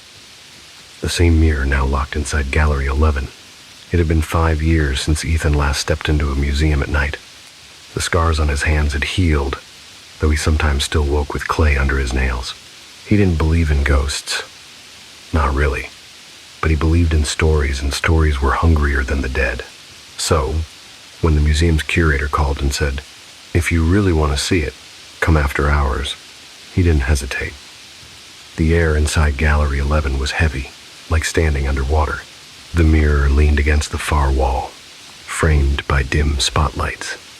Its surface rippled faintly, catching the light like liquid. Ethan stepped closer. He expected to see his reflection. He did, but it wasn't quite right. His face looked older, thinner. His eyes seemed off, a beat too slow to follow his movements. He tried to laugh to shake it off. "You're just a trick of the light," he muttered. But then his reflection spoke, not in his voice. "Do you remember me?" Ethan froze. The voice was soft, feminine, broken by static like an old recording played backward. "Lena?" The reflection tilted its head. Behind it, faint silhouettes moved a dozen figures, drifting slowly, faces vague and pale. Their bodies pulsed like things submerged beneath ice. He stepped closer, close enough to see the faint outline of fingerprints smeared on the glass. "Where are you?" he whispered. Her voice came again, trembling through the mirror like a sigh. "Everywhere. The clay remembers." Then his reflection smiled his own face, but not his own. The curator found him hours later, standing motionless before the mirror. His eyes were open, his hands pressed flat against the glass. She called his name. He didn't blink. When she finally pulled him away, he collapsed, whispering fragments that made no sense. "Don't look at the eyes. The kiln's still burning. The shapes. God, the shapes." She took him to the hospital, but by morning Ethan was gone. The doctors assumed he'd wandered off. But the nurses who cleaned his room said something strange. The bathroom mirror was fogged over from the inside, and there was a single word drawn into the condensation: "Ready." 3 nights later, a new exhibit quietly opened at the museum. No press release, no official announcement, just a sign that read, "The Final Shape," an installation by unknown artist. Inside, visitors found a sculpture of a man and a woman intertwined, their bodies half fused into one another. Their faces were eerily serene, their hands reaching toward a large, cracked mirror. The museum guidebook called it a meditation on obsession. Aye, but those who stood too close swore they could hear breathing. The night guard, a new hire named Valerie, didn't like her shift near Gallery 11. The place was too quiet, too watchful. Sometimes she heard faint tapping from behind the mirror, like someone gently knocking, asking to be let out. One night, curiosity got the better of her. She leaned in close, pressing her flashlight against the glass. "Hello?" she whispered. Her reflection didn't answer, but the reflection of the sculpture behind her moved, just a little, enough for her to see the man's eyes open. The flashlight slipped from her hand. When it hit the floor, the light rolled upward, illuminating the mirror's surface for just a moment, revealing dozens of faces pressing outward, their mouths open in silent screams. Then the light went out. Weeks passed. The mirror was quietly removed. The gallery was sealed, but people kept seeing things. In the museum restrooms, visitors swore they saw shapes flicker in the corners of their mirrors. Gray hands, hollow eyes. Some even claimed that when they blinked, their reflection didn't. The curator tried to ignore the rumors until one morning, she arrived to find a clay mask on her desk. It was perfect. Too perfect. Her own face, frozen, in an expression of terror. Underneath it lay a note written in fading graphite: "The ferryman waits for no one." That was when the museum burned. Fire crews said it was an electrical short, though no one could explain why the flames never spread beyond Gallery 11, or why, when they cleared the debris, the only object left untouched was a single mirror standing upright among the ashes. The glass was intact, but the reflection wasn't. It showed a room that no longer existed, a studio filled with statues, half-finished faces melting into one another. And at the center, a man with gray hands and hollow eyes, sculpting something on the floor, something that looked almost human. Later, when they loaded the mirror into a truck for transfer, the driver refused to touch it. He said the surface was warm, breathing. He said he saw someone moving behind his reflection, a woman, whispering through the glass. The workers laughed, called him superstitious, but when they reached the next city, the truck was empty. The straps were still fastened, the lock unbroken. The mirror was simply gone. It resurfaced a year later in a private collection in Prague. The new owner, an art historian named Mara Dvorak, wrote in her journal, "The sculpture is incomplete. It calls itself the Final Shape. Every night I dream of hands shaping me, and in the morning there is dust beneath my fingernails. That was her last entry. When police entered her apartment, they found 3 clay figures seated around a dining table. Each bore her face. The mirror stood in the corner, untouched. In its reflection, the figures were smiling. No one knows where it went after that. Some say it's buried in a vault beneath the city. Others whisper, it still travels the world, appearing wherever an artist grows desperate enough to trade their soul for immortality. But if you ever find a mirror that seems too heavy, too old, if you ever feel warmth pulsing through the glass when you touch it, turn away. Don't look too long. Don't listen when it calls your name, because the clay remembers, and it's still waiting to finish its final shape. Blooming jasmine. David Carraway had a reputation. Not the sort of reputation whispered with admiration, but one that carried the faint scent of champagne and careless charm. In the city's upscale bars and smoky jazz lounges, he was a fixture, handsome, confident, always with a glass in hand, always leaving just before things got complicated. Women were drawn to him, and he let them come, letting his own thrill be the entertainment. It was a Thursday evening when he first saw Lily. She was sitting alone near the terrace of the Gilded Lily, a modest jazz lounge tucked between the city's glimmering towers. Her eyes, wide and earnest, followed the saxophonist with the intensity of someone watching a world she couldn't enter, yet desperately wanted to. David approached her with the practiced ease of a predator familiar with its surroundings. "Mind if I join you?" he asked, voice smooth as warm whiskey. She hesitated, then nodded. Her name, he learned quickly. Lily. She spoke softly, her sentences carefully chosen, revealing a sense of innocence that contrasted sharply with the smoky dimness around them. He liked that. He liked how easily people underestimated her. Over the next month, David orchestrated a delicate dance. He invited her to dinners, showed her the city lights from his penthouse balcony, played piano pieces he didn't know the first notes to, just to watch her smile. She trusted him, and that was enough. Thursday night, he prepared carefully. A bottle of aged bourbon sat on the counter of his apartment, a small sprinkle of mild sedative mixed into a crystal glass. He told himself it was just precaution. She'll sleep. She'll wake refreshed. He tried to convince himself, but even in the act he felt the thrill, the sharp edge of anticipation. The penthouse was lit dimly, shadows folding along the corners of the room like cats curling into sleep. A vase of night-blooming jasmine, Lily's favorite, she had mentioned it months ago, rested on the windowsill, white blossoms fully open. The fragrance was heavy, clinging to the air with an almost viscous sweetness. David wrinkled his nose, uncomfortable with its near-feral intensity, yet he left it. He wanted her to feel at home. When she arrived, she smiled. That smile, innocent and trusting, almost disarmed him. He handed her the glass. "A little something to celebrate," he said. Lily took it gracefully, eyes twinkling. She sipped. David watched her, noting how her throat moved, how her lashes lowered ever so slightly. He thought he saw hesitation, a flicker of something deeper, but he ignored it. "Come see the view," he said, leading her to the balcony. The city sprawled beneath them, twinkling in the night like a constellation he could almost touch. She leaned on the railing, her hair catching the light, and he felt the familiar hunger and need for control, for ownership, for the culmination of weeks of careful maneuvering. He poured the remainder of the glass into the kitchen sink.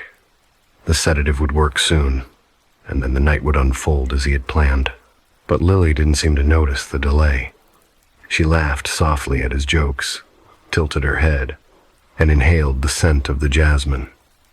And that scent-sweet cloying, almost nauseating, hung between them, foreshadowing something David would come to understand far too late.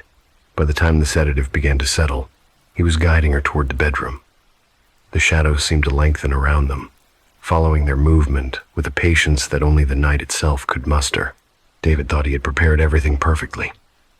But in the corner of the room, hidden in the folds of moonlight, the jasmine pulsed with an almost imperceptible life, waiting.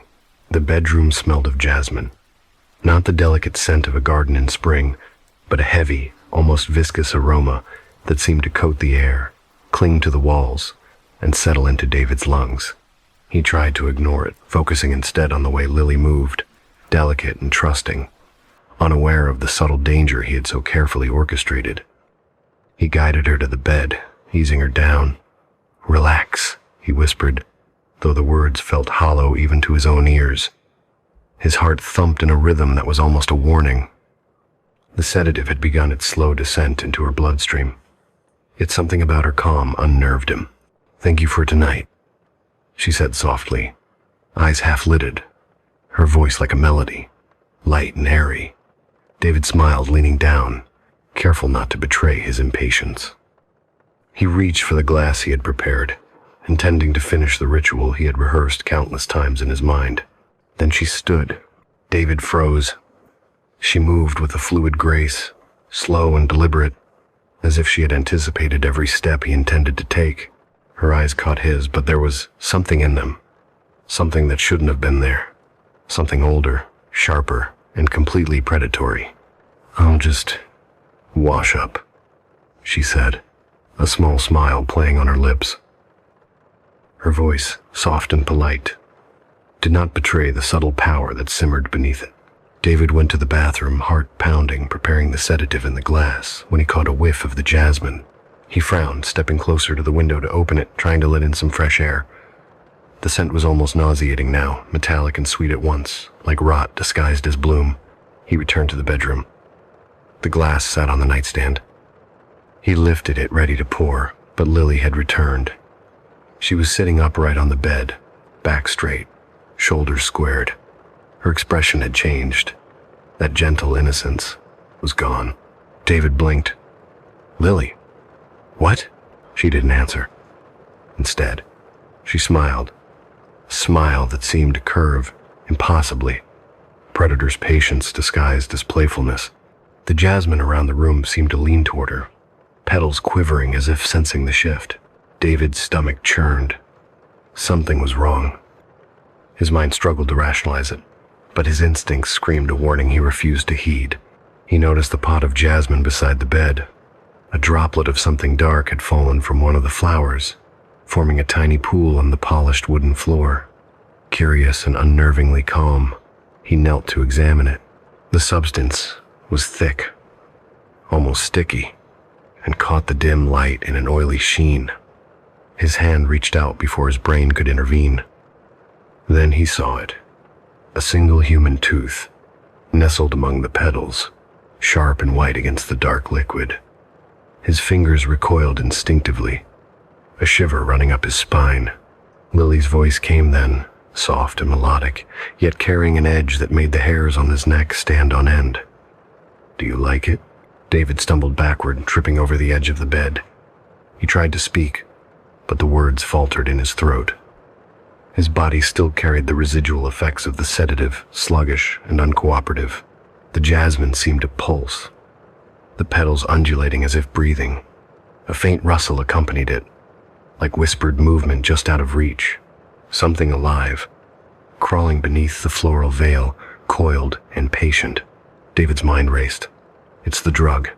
It has to be the drug. I'll wake her. I'll shake her. This isn't real. But the scent of jasmine was overpowering, thick and cloying, filling every corner of the room, every breath he drew, and with it came a faint, almost imperceptible whisper, a voice threading itself through his thoughts. "Stay." He tried to move toward the door, toward safety, but the floor seemed to resist him. The jasmine pot was larger than it should have been, roots sprawling across the floor like veins, creeping toward him. He backed up against the wall, eyes fixed on Lily, whose form now shifted in subtle, impossible ways. Her shoulders twitched. The smile remained, predatory and cruel. And her eyes, they were no longer Lily's. They carried the depth of something ancient, something patient and hungry. "You're so pretty," she, Horrid, whispered, voice layered with another, older timbre.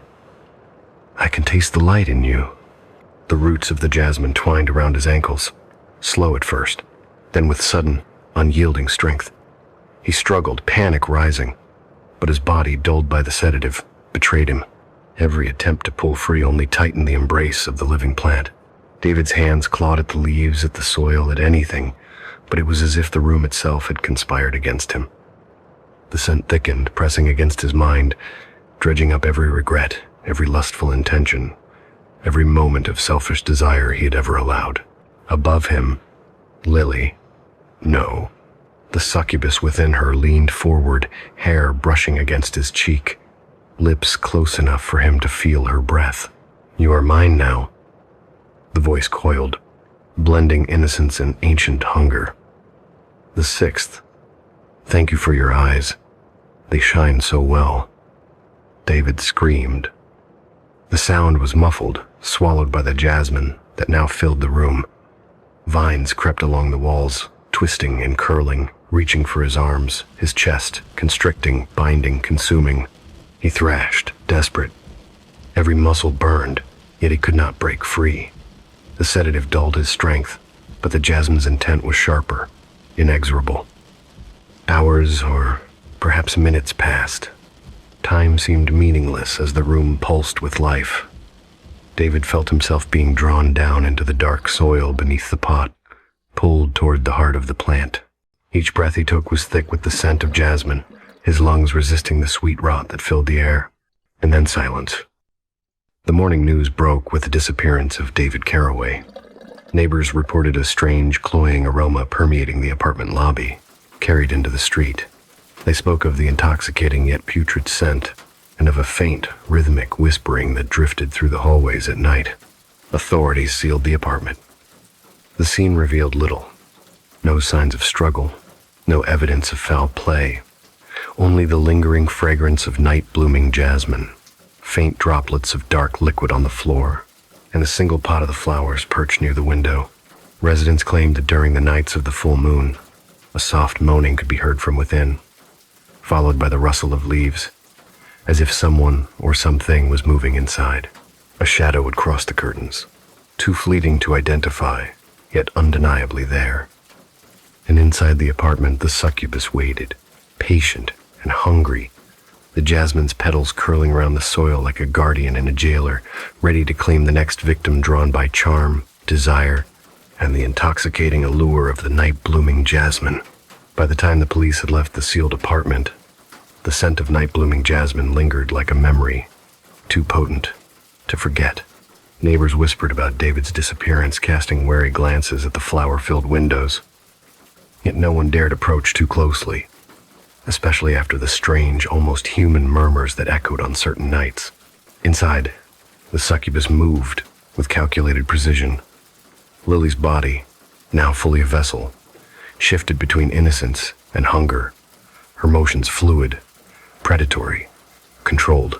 The flowers thrived around her, their roots extending subtly through the soil, curling like fingers reaching for something unseen.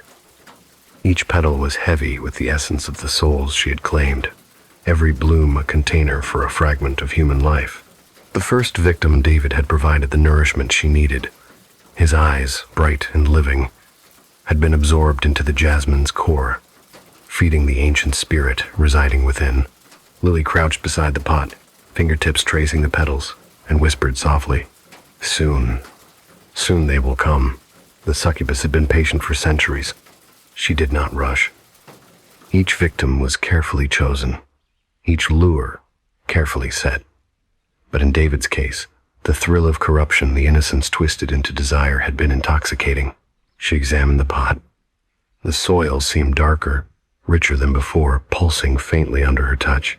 Small droplets of blackened liquid collected along the edges, reminiscent of blood, though it was not quite blood and not quite soil. It was essence.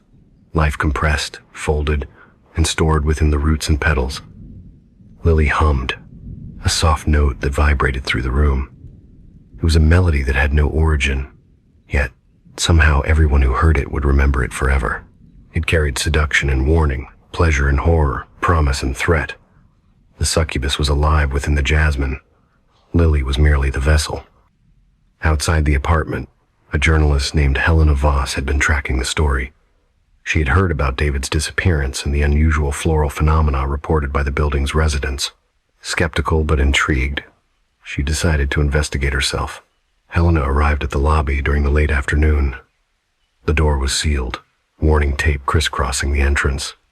But curiosity has a way of finding cracks in every barrier. She crouched low, pressing her ear to the glass. At first, there was nothing, just the faint echo of the city outside, the distant hum of traffic. Then, slowly, the sound of rustling leaves, soft and deliberate, reached her ears. She leaned closer. A faint, almost human moan whispered through the walls. "Help me, help me." Her skin crawled. Something about the sound was familiar, intimate even. She knew the voice wasn't human, but it carried traces of humanity, memories folded into the vibration of each word. Helena backed away instinctively but found her gaze drawn to the top floor window. The jasmine petals pressed against the glass, blackened droplets sliding down, leaving a faint smear on the outside pane. And then she saw a figure moving within, hair catching the light, in unnatural arcs, smiling as though aware of being watched. Helena's heart raced. She knew she had stumbled onto something far beyond any article she could ever write. Yet she could not turn away. Inside, Lily stretched out across the floor, the blackened soil beneath her hands like a throne of memories. The jasmine vines wriggled gently, coiling around her wrists and ankles. They were not restraining her, they were feeding her, reinforcing her connection with the succubus inside. She thought of David, of how easy it had been to lure him, how quickly his life essence had poured into the flowers, enriching the spirit's ancient hunger. Her lips curled. There were others to come. Young men, wealthy and careless, drawn to her by the same dangerous charm that had ensnared David, and they would provide, each one adding a fragment to the jasmine's soul, each one folding into the greater whole. Lily whispered again, more to herself than anyone else. Each bloom holds them, each blossom keeps their light, and soon the room will be full. The succubus within her pulsed, resonating with the dark energy that coursed through the plant. She felt it moving through her veins, the jasmine's roots acting as conduits. She could hear them, the whispers of those who had been absorbed, soft murmurs like wind through leaves, calling to her, guiding her, approving her methods. Meanwhile, Helena's investigation escalated.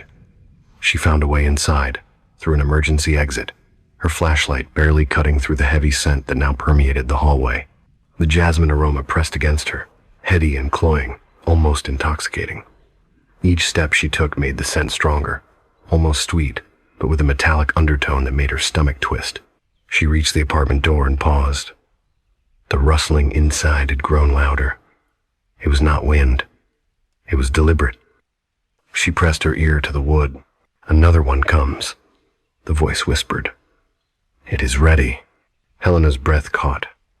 The voice was soft, but layered a melody and a threat all at once. The sound of leaves brushing against each other, the subtle drip of dark liquid, filled her senses. She hesitated, realizing that this was no ordinary predator. This was something beyond understanding, something ancient and cunning, waiting patiently inside Lily's body. Inside the apartment, Lily rose, her movements deliberate and fluid. She moved toward the window, hands brushing the petals, listening to the whispers of the absorbed souls. Each one told her secrets of the city, desires of those yet to come, weaknesses she could exploit. She bent over the pot, inhaling deeply, drinking in the essence of the jasmine, and with it, the power of the succubus. Vines stretched outward, sensing the world beyond the apartment. They twined along the walls, slipping beneath the door crack, pressing against the window frame. They were alive and patient, waiting for the next moment to feed. Lily smiled. Her lips were soft, her eyes gleaming with something older than the city itself. "It's time," she whispered. The succubus pulsed inside her, and she felt herself expand beyond the limitations of human flesh. Through the jasmine, through the soil, through the petals, she was everywhere, listening, waiting, hunting. Helena stepped inside, flashlight sweeping across the apartment. The vines reacted instantly, curling subtly, as if aware of the intrusion. She froze, recognizing the pot of jasmine in the corner, the dark droplets on the floor, the faint shimmer in the leaves that hinted at something alive. Suddenly, Lily appeared from the shadows. Her form was the same, yet not the same. Her eyes gleamed with a predatory light. The jasmine around her pulsed. "Hello," she said softly, almost musical. Yet the words carried an edge that made Helena's blood run cold. Helena tried to speak, but no sound came. Her body felt heavy, her mind sluggish, as though the air itself had begun to resist her. The sedative David had once used lingering in the very soil. In the air touched her senses, blurring her thoughts. Lily stepped closer, petals brushing Helena's cheeks. A faint metallic taste filled her mouth, and she realized with horror what had been happening all along. The jasmine was not a decoration. It was a vessel, a trap, a prison for the essence of the living. "Do you like the flowers?" Lily asked, voice layered with a deeper, older timbre. "They keep them safe, and they keep me strong." The vines quivered, sliding along the floor, reaching out not with malice yet, but with inevitability. Helena realized she had entered something ancient, something patient, a succubus that thrived through her floral vessel, waiting for those foolish enough to come close. And Helena understood. Like David, she had become the next in line. The apartment seemed alive, humming faintly, the jasmine's fragrance thick and almost suffocating. Helena could feel it pressing against her lungs, filling every corner of her mind with an intoxicating mix of sweetness and decay. Every breath made her head swim, and with each exhale, she felt a growing weight, as though the air itself was trying to pull her down into the roots below. Lily stepped closer. Her smile had sharpened into something uncanny, predatorily patient. Her eyes glimmered with an ancient hunger, a depth that no human being could possess. Helena tried to back away, but her legs felt heavy, uncooperative, as if the very floor had turned to slow, viscous clay beneath her feet. You're real," Helena whispered, her voice trembling. "Oh, I am," Lily said softly, voice layered, echoing faintly like a chorus. "And now, you're part of it too." The jasmine pot shifted.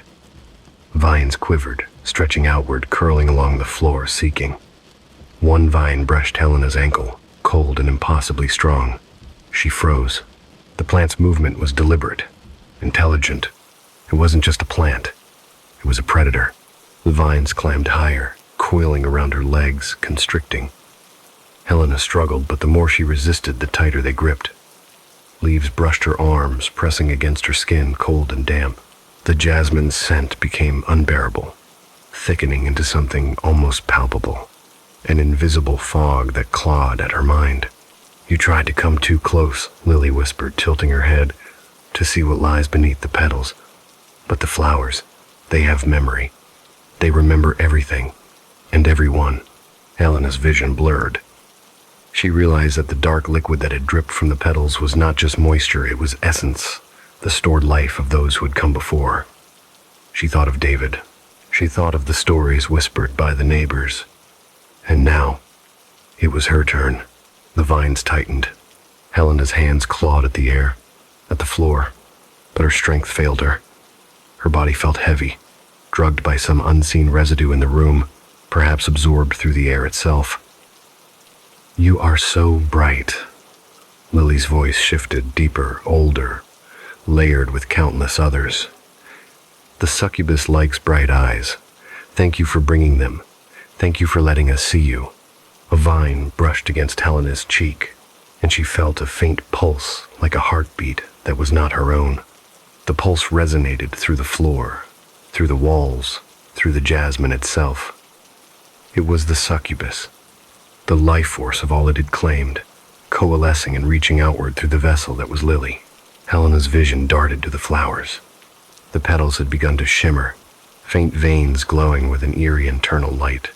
The dark liquid pooled beneath the pot rippled as though alive, reflecting countless tiny faces, screaming, pleading, silent. They seemed trapped, yet aware.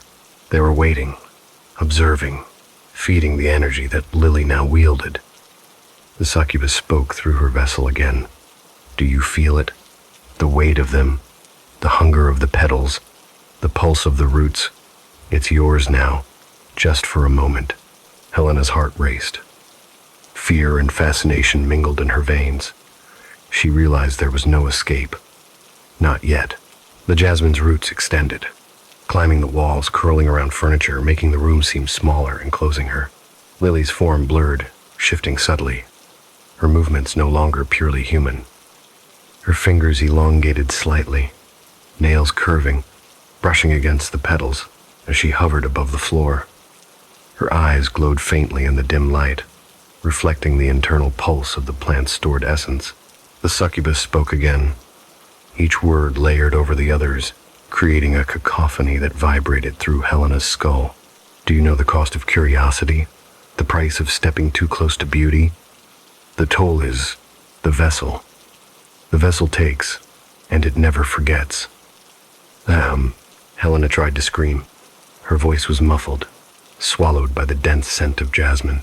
She could feel herself being pulled downward, the roots wrapping around her waist, lifting her slightly as if the room itself was conspiring to move her into the pot. "Stop, please," she gasped. Lily's smile widened, impossibly wide, stretching across a face that now flickered with glimpses of the succubus's true form. Pale, elongated features peeked through her human guise, eyes endless, unblinking, staring into the void beyond human comprehension. "You can't stop it," the voice layered within her. "The flowers remember, and you've been remembered. It's time to join the collection." The vines surged.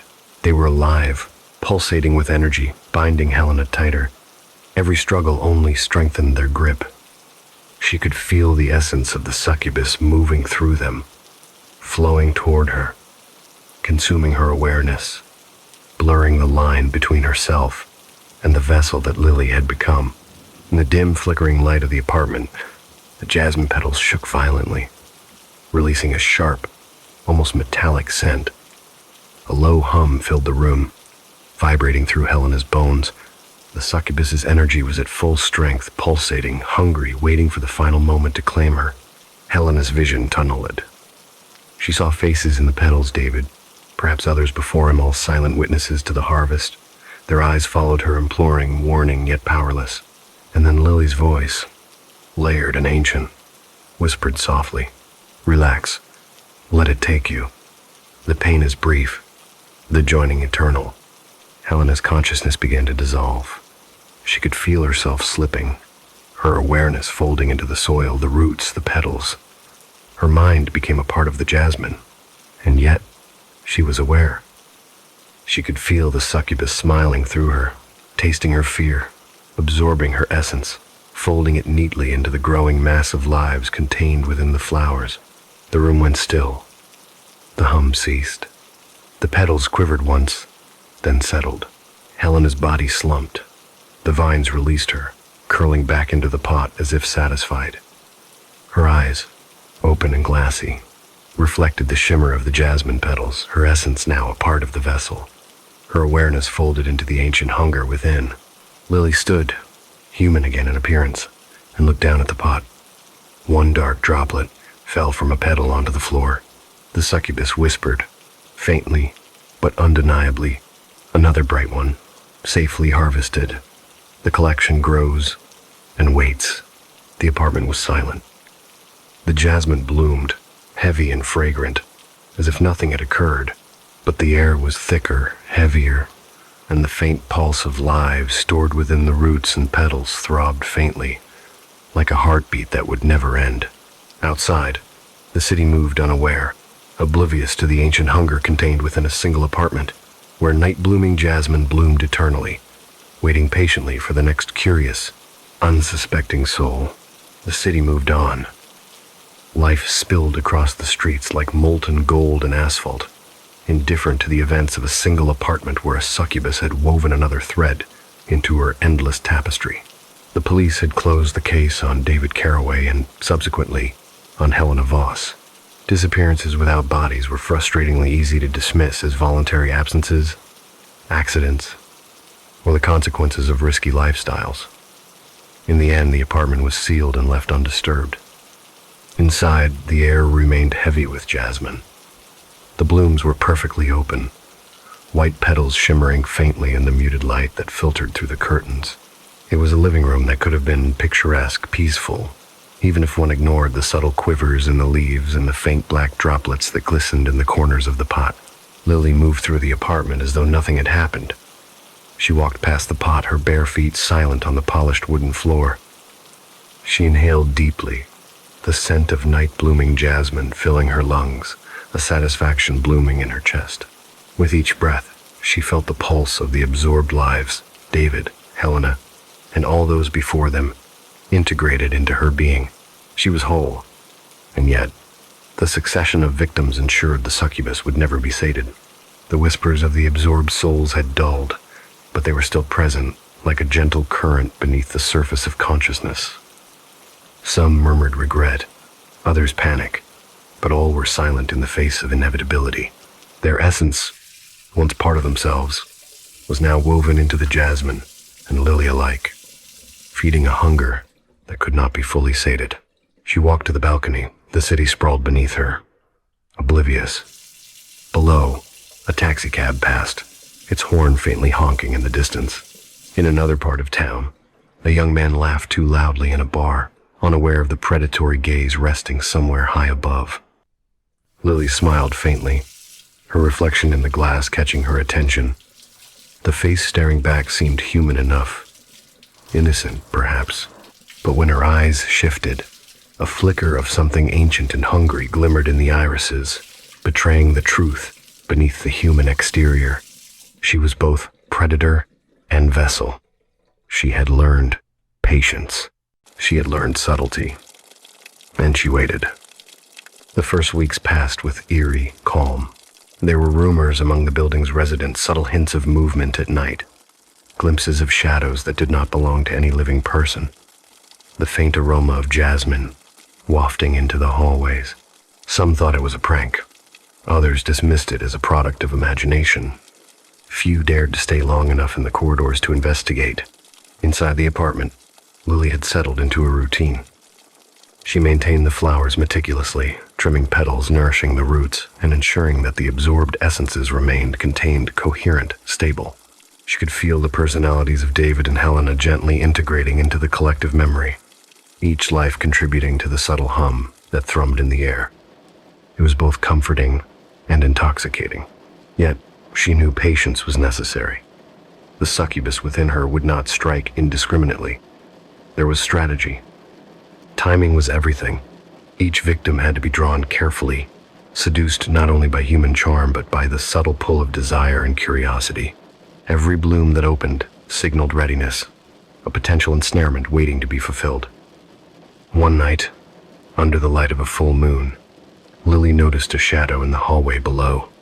A young man, new to the building, moving with the careless confidence of someone untouched by misfortune. His footsteps echoed faintly against the walls, and she felt the pulse of anticipation. He would be drawn in, as all had been. The jasmine seemed to lean toward the hallway, petals quivering imperceptibly, as if aware of the predator's intention. Lily walked to the window, eyes narrowing slightly. She could sense him noticing the faint shimmer of movement above. Perhaps he caught a glimpse of her reflection in the glass. Perhaps not. Either way, the succubus within her had already begun the work, planting subtle urges, the whisper of curiosity that would ensure he crossed the threshold eventually. The apartment remained still, but beneath its serene surface the jasmine pulsed faintly, each beat synchronized with the latent anticipation of the next life. The succubus hummed through Lily's consciousness, a low vibration that only she could perceive. The collection would grow. The vessel would remain patient. Weeks later, a maintenance worker found the elevator stuck between floors. He pressed the call button repeatedly, but no one answered. When he finally gained access to the service ladder, he noticed the faint aroma of jasmine lingering in the air, overpowering in its sweetness. His footsteps faltered as a soft rustle came from above. He froze, hearing what seemed like whispered voices intertwined with the faint sound of breathing. He backed away, ignoring the stairwell exit. When he glanced back, the apartment windows seemed darker, more opaque. and for a fleeting second, he could have sworn the jasmine vines were moving, reaching, waiting, patient. The succubus did not need to strike directly. The threat was enough. The allure, the presence, the whispers, they were all part of the toll paid silently by those who entered, consciously or not, into proximity with the vessel. The collection continued, unseen but ever growing, sustained by patience, desire, and the inevitability of curiosity. Inside, Lily stood by the pot, fingers brushing lightly over the petals. She inhaled the jasmine's heavy fragrance, feeling the hum of absorbed lives thrumming in unison. The pulse of ancient hunger and human curiosity intertwined within her consciousness, and she smiled faintly, knowing that the cycle would continue. The succubus spoke softly, layered through her thoughts. All are welcomed. All are remembered. All are folded into the collection. And outside, the city remained oblivious. Life carried on. People laughed, argued, fell in love, and fell out of it. The jasmine bloomed, faintly glimmering in the dim city light, a beacon of subtle danger and patient hunger. And Lily waited, perfectly still, a predator in plain sight, knowing that the next soul to stumble into her apartment would be another thread woven into the eternal, quiet requiem of the night-blooming jasmine. Even as days passed and the seasons changed, the apartment held its calm, eerie perfection. Residents might smell the fragrance occasionally, think it charming, fleeting, or note shadows that seemed to flicker where they should not. But no one truly understood. The jasmine held more than fragrance. It held the memories, the fear, and the life force of those who had come too close. Lily smiled at her reflection once more. The human exterior belied what lay beneath. Patience, hunger, and a collection that would grow without end. And somewhere deep inside, she felt the pulse of those who had come before, guiding her, affirming the vessel, whispering to the next victim in a language that only the succubus could fully understand. The apartment was quiet, yet alive. The succubus waited, patient, eternal. And in the city outside, the next curiosity, the next desire, the next bright eyes would be drawn inexorably to the night-blooming jasmine. The tsunami of the bathtub. Mr. Allen's penthouse overlooked the city like a jewel perched on a crown, its floor-to-ceiling windows reflecting neon streaks from the streets below. To the casual observer, he was a man who had mated business suits, tailored to perfection, a sleek car waiting in the underground garage, and a lifestyle punctuated by power lunches and invitations to exclusive clubs. Yet beneath the polished exterior, the man carried a weight that even the sharpest minds could not detect.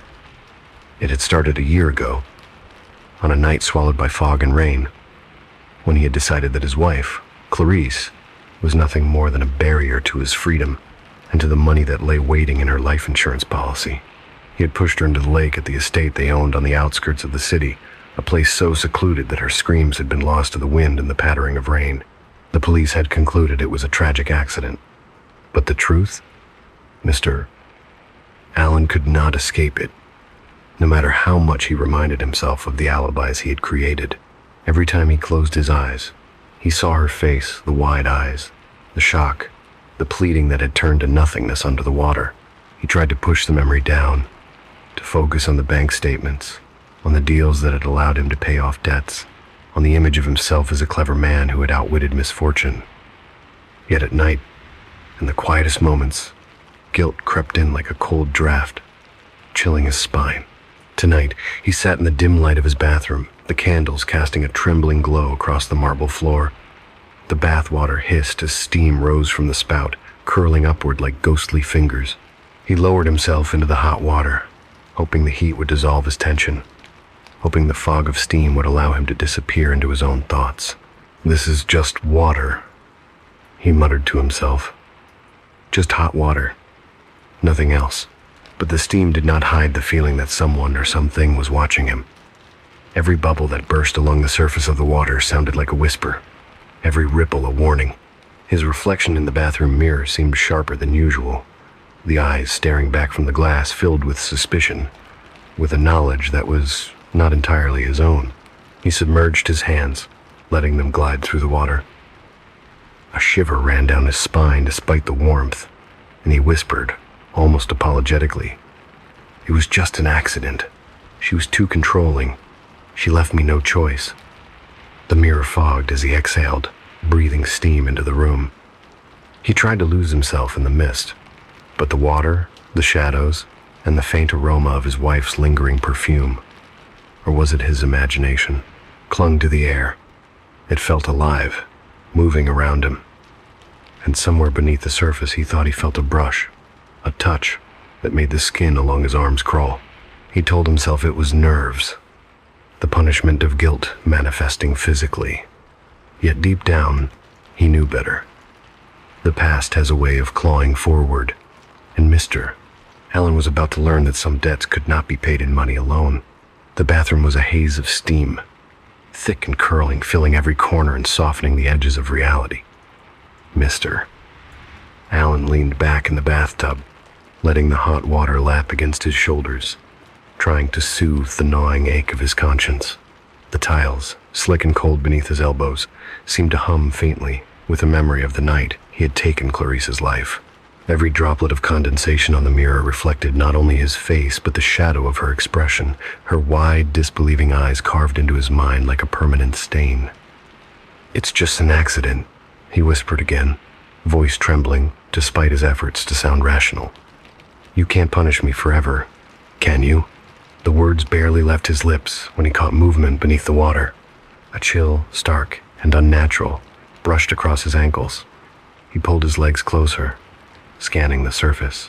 For a moment, everything seemed normal, just the hiss of the faucet, the gentle bubbles rising and popping.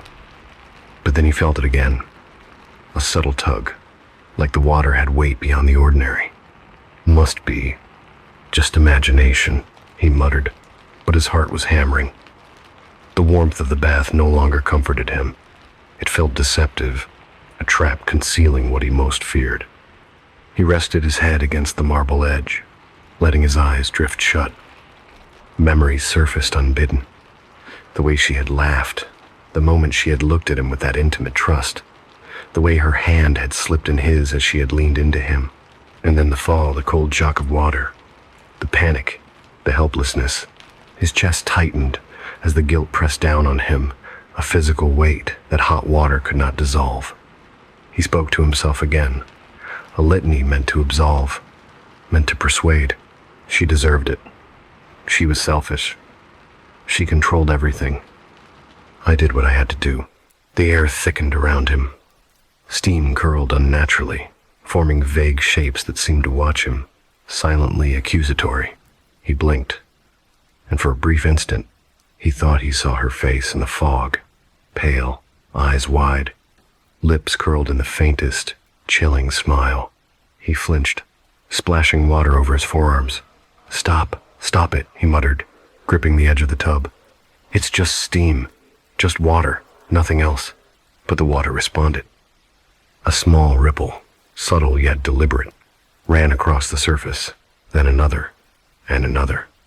A pattern emerged, slow and steady, like the pulse of some invisible entity. Alan's throat tightened as he realized he could feel it not only with his eyes, but with his skin, as if the water itself had taken on the weight of his crime. I didn't. His words trailed off as the tub seemed to grow colder, despite the heat still running from the faucet. A sense of presence pressed down on him, dense and suffocating. The bathtub, once a place of comfort, had transformed into a chamber of reckoning. The steam thickened, moving in currents that were no longer random. Shapes began to coalesce, vague, shifting, like shadows trapped beneath water. And in one fleeting moment, he saw it. The outline of a hand, white and swollen, rising from the depths. His breath caught. "No, it's impossible." He leaned forward, trying to peer more clearly through the haze, only for the reflection in the fogged mirror to shift unnaturally. His own face stared back at him. Yes, but overlaid with something else.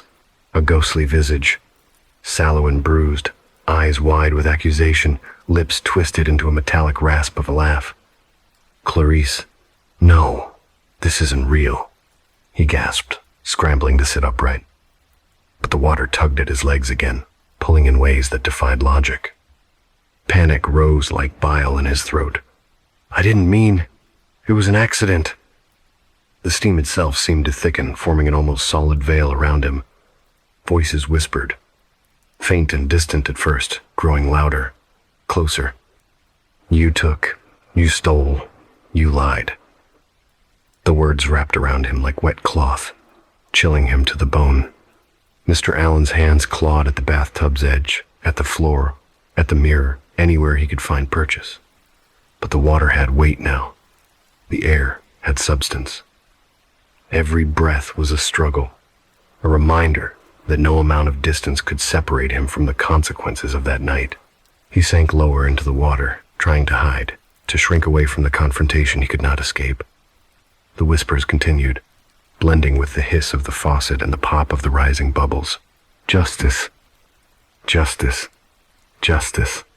He pressed his palms to his eyes, but when he opened them, the shapes in the water had multiplied. Hundreds of black, hair-like strands floated just beneath the surface, curling and writhing. A single one brushed against his wrist, cold and damp, sending a jolt of panic through him. He yanked at it, but it clung, and then more joined, snaking across his arms, around his legs, moving with deliberate intent.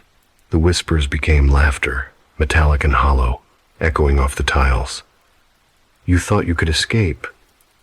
You thought, Mister. Allen's chest heaved as he struggled, eyes darting around for a weapon, for a lifeline, for anything that could pull him from this nightmare. But the water and steam were alive, conscious. Every movement was countered, every attempt at escape anticipated. And then, from beneath the surface, the unmistakable outline of two hands emerged, pale, bloated, rising slowly, deliberately. He froze, unable to breathe as the hands reached for him, closing in. Behind them, a face surfaced pale, waterlogged, eyes staring wide and unblinking. The bruises were blue and black against the pallor, lips cracked and curling in a rictus of amusement. Clarice. Her laugh echoed, a wet metallic rasp that reverberated through the room. You thought it was only a bath, only a memory, only a chance to forget. Her hands moved with precision, pushing down, pressing his head below the water. The world dissolved into a mixture of heat, water, and guilt. Mister.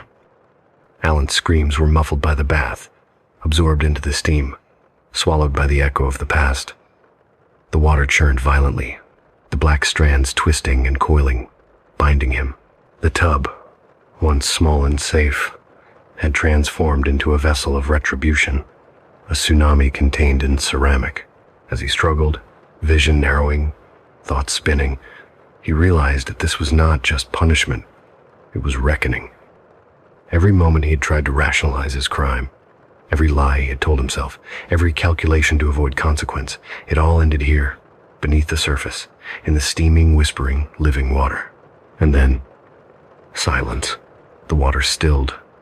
The steam lingered, curling in lazy spirals toward the ceiling. The room returned to normal, almost mundane. Yet the faint, metallic echo of laughter remained, a whisper beneath the hum of the faucet. Mister. Allen lay in the shallow bath, unresponsive, skin pale, his face twisted as though he had been crushed by an invisible force. The floor was slick with water and black strands, remnants of what had risen to claim him. On the edge of the tub, a small scrap of paper floated, damp but legible, ink dark. The spiritual insurance has been paid.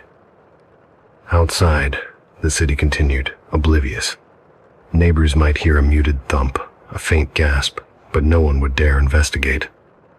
The bathtub, once a simple vessel for comfort, had become a conduit for vengeance, a quiet reminder that no crime could escape the tides of reckoning. The bathroom was silent now, except for the gentle hiss of water dripping from the faucet and the faint creak of the floorboards beneath the weight of Mr. Allen's panic. He had thought the nightmare ended when the initial surge of water and steam had passed, yet the sensation of movement beneath his skin told him otherwise. The bathwater, once a place of warmth and comfort, had turned into a medium of something alive, something patient. He flexed his fingers, trying to convince himself it was imagination, a trick of guilt manifesting as hallucination. The tub's surface shimmered, rippling even though he had not moved. A cold brush ran along his ankle, like the caress of silk slick, wet, and impossibly fine. He froze, every nerve screaming in protest. Then it wrapped around his ankle, a strand black and damp, clinging with a strength that defied logic. He jerked violently, but it did not come free. Instead, it tightened, coiling upward, climbing toward his knee like a living rope. A shiver ran down his spine. He tried to stand, but the water resisted, gripping his legs with unseen force. Panic surged. No, this isn't real. He clawed at the strand, tearing at it with fingers trembling from fear and disbelief. Yet each tug only caused more to emerge. From beneath the water, hundreds of black threads wriggled like serpents, snaking around his arms, torso, and neck. The strands multiplied, curling with a deliberate, intelligent precision, forming a web that held him in place. The bathtub, modest in size, seemed to expand, suffocating him. Every muscle in his body tensed as he struggled, his breath quickening. The strands coiled tighter with every movement, constricting circulation, leaving welts along his arms and neck. He could feel their slick texture, the cold wetness against his skin, the way they clung like desperate fingers. His mind raced, scrambling for rational explanations. It's the water. Chemicals. Something in the bath. I'm hallucinating. It's just steam. But the truth was undeniable. The strands were real. They moved with intention, their sinuous forms wrapping, tightening, pulling him down into the water like the arms of a vengeful spirit. The hiss of the faucet became a mocking whisper, a cadence in sync with the pulse of his terror. Then, he saw it, a strand curled delicately around his neck, lifting his chin. His gaze fell upon the surface of the water, and he recoiled in horror. The strands were not random. They converged on a dark form, a submerged mass that writhed with life. From beneath it, black tendrils extended, their movements deliberate, coordinated. A hand emerged first, pale and swollen, knuckles white from waterlogged tissue. It reached for him, dragging itself over the rim of the tub, fingertips grazing his shoulder with a sensation that burned like ice. Then another hand, and another, until the surface was crawling with the remnants of a body drowned but not gone. A body transformed into instruments of retribution. Mister. Alan screamed, voice muffled by the steam and water. The strands coiled further, tightening around his limbs and torso, immobilizing him. Every attempt to pull free was met with resistance, every movement only tightening the unholy embrace. The strands coiled around his fingers, drawing them together, forcing his hands into rigid claws. His vision swam with heat and fear. Shapes floated in the steam, ghostly outlines of his wife, Clarice. Suspended in the water's surface, her face pale, lips cracked, eyes wide and accusing. And beneath her, the tangle of hair and black strands pulsed, writhing. A living entity born of guilt, rage, and the water that had once claimed her. A metallic rasp cut through the hiss of the faucet, a laugh that was both human and something else. It resonated through the tiles, through his bones, settling into his chest like a weight he could not lift. The strands tightened, pulling his head back, forcing his eyes to meet hers in the water. The sight burned into his memory.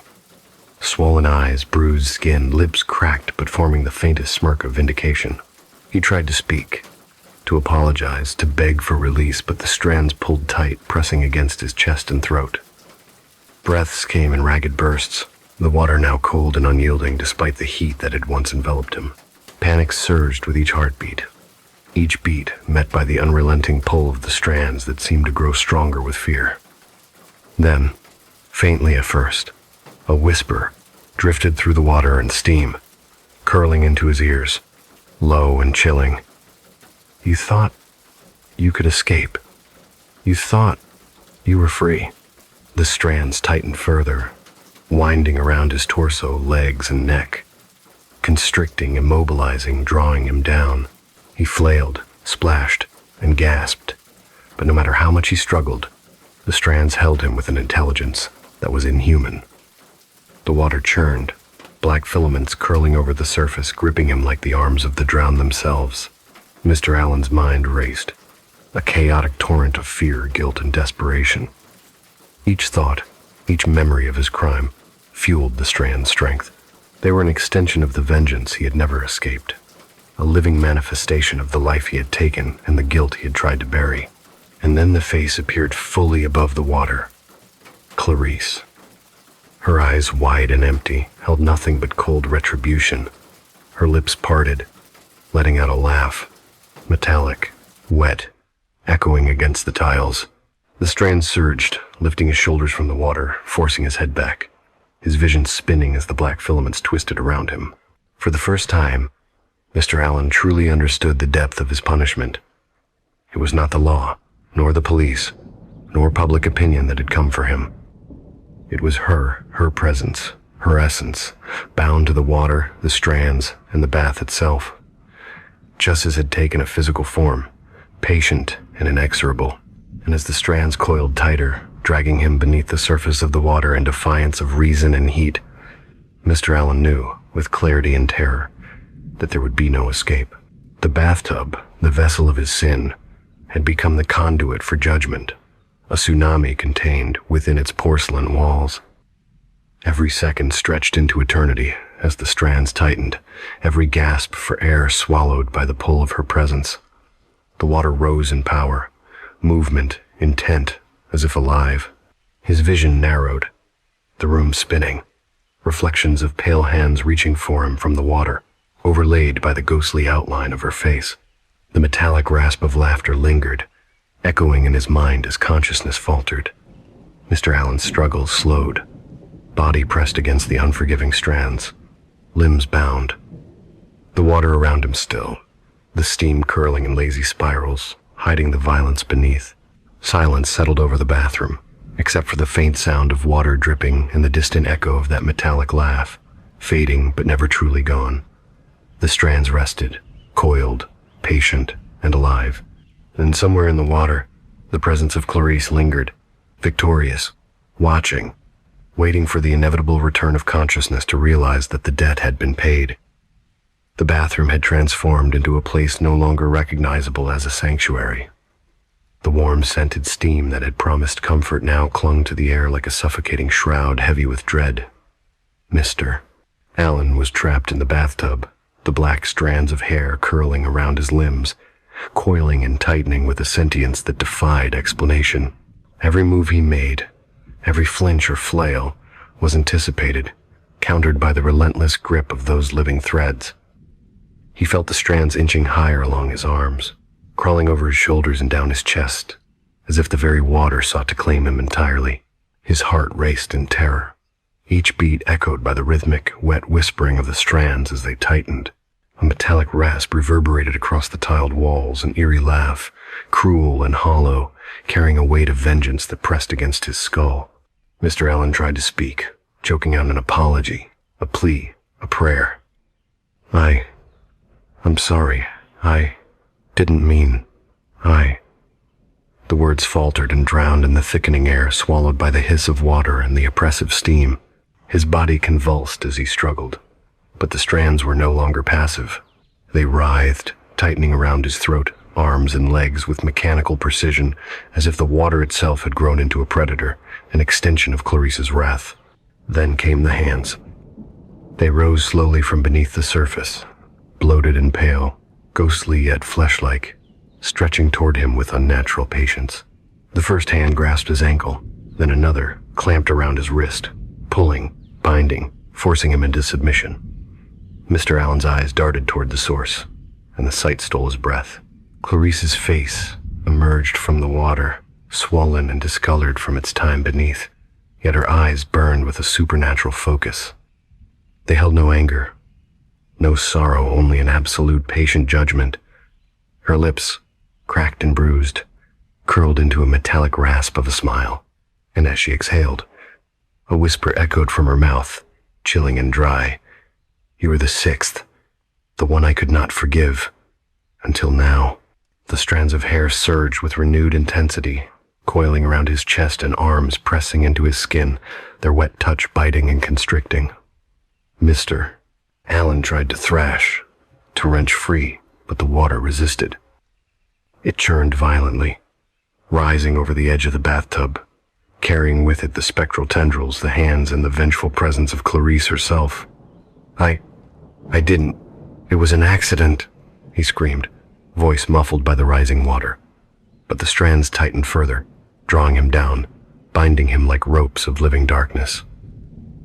The floor seemed to tilt, the walls stretch, and the tub became a vessel far larger than it physically was, containing a force that had been waiting, biding its time. The steam thickened to a point where visibility was minimal, swirling in vortex-like spirals around him. Through the mist, he glimpsed hundreds of black strands, each tipped with wet, ghostly fingers, all writhing and moving toward him. They surged over his body, wrapping his limbs with an intelligent determination, pulling him under, suffocating him in a grip that mocked every desperate struggle. Clarice's face rose from the water again, closer this time, her eyes locking onto his. Her voice, now a mixture of the sweet, familiar tones and a rasp that seemed to scrape the very air carried across the room. You thought you could escape. You thought the water would wash away your sins. You thought... The strands pressed further, squeezing his chest, neck, and arms with a terrifying synchronization. Panic surged, and his vision blurred with heat, fear, and the unrelenting pressure. He thrashed one last time, hands scrabbling for anything to hold on to pry the strands away, but they were unyielding. Every movement seemed to strengthen their grip, as if they fed on his fear. From the depths of the water, Clarice's laughter rose, wet and metallic, echoing like the clanging of chains in a hollow chamber. "You belong to the water now," she whispered, each word punctuated by the rhythmic tightening of the hair around his body. Every debt, every lie, every stolen moment, paid in full. The water surged violently, spilling over the edge of the bathtub, drenching the marble floor. Mr. Alan felt himself being lifted, suspended in a mixture of water, strands, and the ghostly pressure of her presence. He gasped for air, spluttering and choking, but the strands had him entirely. They pulled him down, pressing his face into the warm, oppressive water, as if to merge him with the vessel that had become his prison. Through the struggle, his mind raced visions of that fateful night, of Clarice laughing, of the water claiming her, of the lies he had told himself. Every memory, every justification, every denial was being folded into the strand's grip, forcing him to confront the full weight of his guilt. And then, it happened. The strands tightened with absolute finality, his chest compressed, his limbs immobilized, and the hands pale, bloated, and relentless pressed his face into the water. Mr. Alan felt as if the bathtub had transformed into an ocean, waves of judgment rolling over him, carrying him into depths beyond comprehension. He opened his mouth to scream, but the sound was swallowed entirely by the surge of water, the tightening strands, and the overwhelming presence of Clarice's wrath. Time ceased to exist. The room was a blur of steam, water, and writhing darkness. His vision narrowed to a single point. Her eyes, wide, unblinking, and absolute. And then, the pressure released suddenly, leaving him suspended, gasping, unable to move, utterly exhausted. The steam swirled lazily, the water stilled, and the strands retreated slightly, leaving him in the shallow, still bath. But the sense of presence remained, thick and suffocating, as though Clarice lingered just beyond perception, watching, waiting. The metallic rasp of her laughter echoed faintly, fading but never truly gone, leaving Mr. Alan trembling in the aftermath of what he could only describe as a judgment too vast for words. He lay there, chest heaving, wet hair plastered to his face, eyes wide with terror, knowing with certainty that his crime had been acknowledged, his guilt repaid in a manner that defied natural law. The bathroom, the tub, the water, they had become instruments of reckoning. And somewhere in the stillness, he could feel her presence, patient, eternal, ensuring that every breath, every heartbeat, every thought carried the weight of the debt he could never escape. The morning light crept through the bathroom blinds in thin, uncertain lines, brushing across the tile floor like hesitant fingers. Mr. Allen lay slumped in the shallow water of the bathtub, still trembling, eyes wide and unblinking. The black strands of hair that had coiled around him the night before were gone, yet their memory clung to him like a second skin, an unrelenting reminder that he had crossed a line no mortal should traverse. He tried to lift his arms, but the stiffness and soreness reminded him that his struggle had been more than physical. It had been psychic, a wrestling match with a presence that had no equal in the living world. Water still dripped from the ceiling vent, each drop echoing against the tiles like a metronome marking the slow passage of a reality he no longer fully trusted. Mr. Allen's mind reeled. The memories of the previous night were disjointed but vivid. The strands tightening, the bloated hands, Clarice's ghostly face, and her metallic, wet laugh that had burrowed into his ears. His breaths came in short, ragged bursts, each one a reminder of the terror he had endured. He pulled himself upright, shivering, and swung his legs over the side of the tub. The water sloshed over the edge, spilling onto the floor, darkened by strands he could not explain. Every step toward the mirror was a calculated act of courage. He dared to look. The mirror reflected his face. Pale, disheveled, eyes hollow. Yet, there was more, a subtle distortion that set his stomach twisting.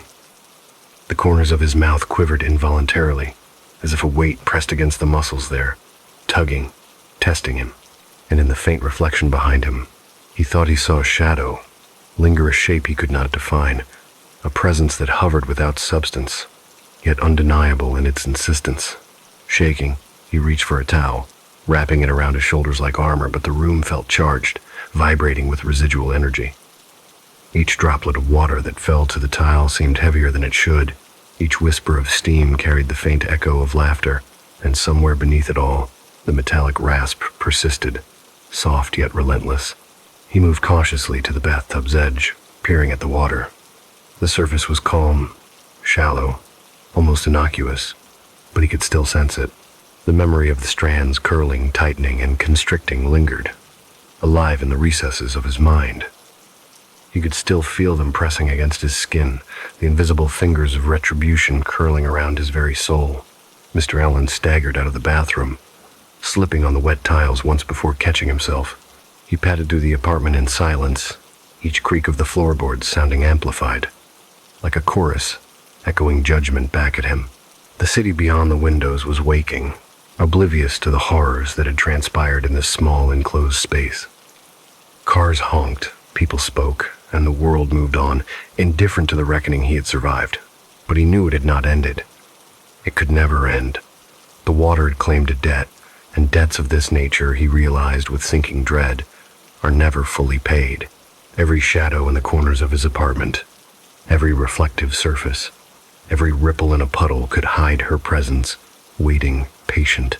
A week later, the newspapers carried a story that made Mr. Allen's blood run cold. A local man had been found dead in his bathtub, face contorted, as if crushed by a weight far beyond human strength.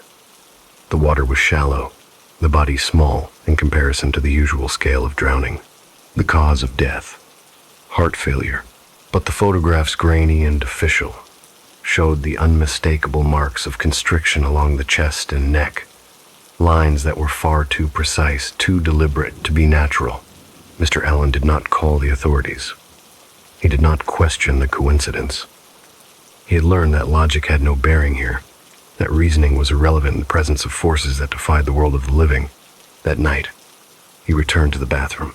The water in the tub was calm, the air filled with a faint warmth, scented faintly with an aroma that reminded him of jasmine but sweeter, fouler, and almost metallic. He stared into the still water, half expecting to see strands, half expecting to see her face. Yet there was only reflection, his own pale, hollow eyes staring back at him. And yet, the presence lingered. He could feel it in the air, in the tiles beneath his feet, in the subtle vibration that ran through the apartment as he moved. The bath had been the conduit, the vessel of justice, and it had left behind its mark, a warning, a promise, a silent covenant. On the edge of the bathtub, floating just above the water, he noticed a small scrap of paper. Damp but intact, it read in spidery dark ink, "Spiritual insurance has been paid." The words were simple, yet they carried an unspoken weight. Debt had been claimed, but the claim carried a cost far beyond the physical. Mr. Allen folded the paper carefully, as if the act could contain the weight of its meaning. He left the bathroom, but every step he took carried the echo of water, of hair, of hands that had reached for him, and of the metallic rasp of a laugh that would never fully fade. From that night onward, he avoided the bathtub, avoided long baths, even avoided the sound of running water when possible.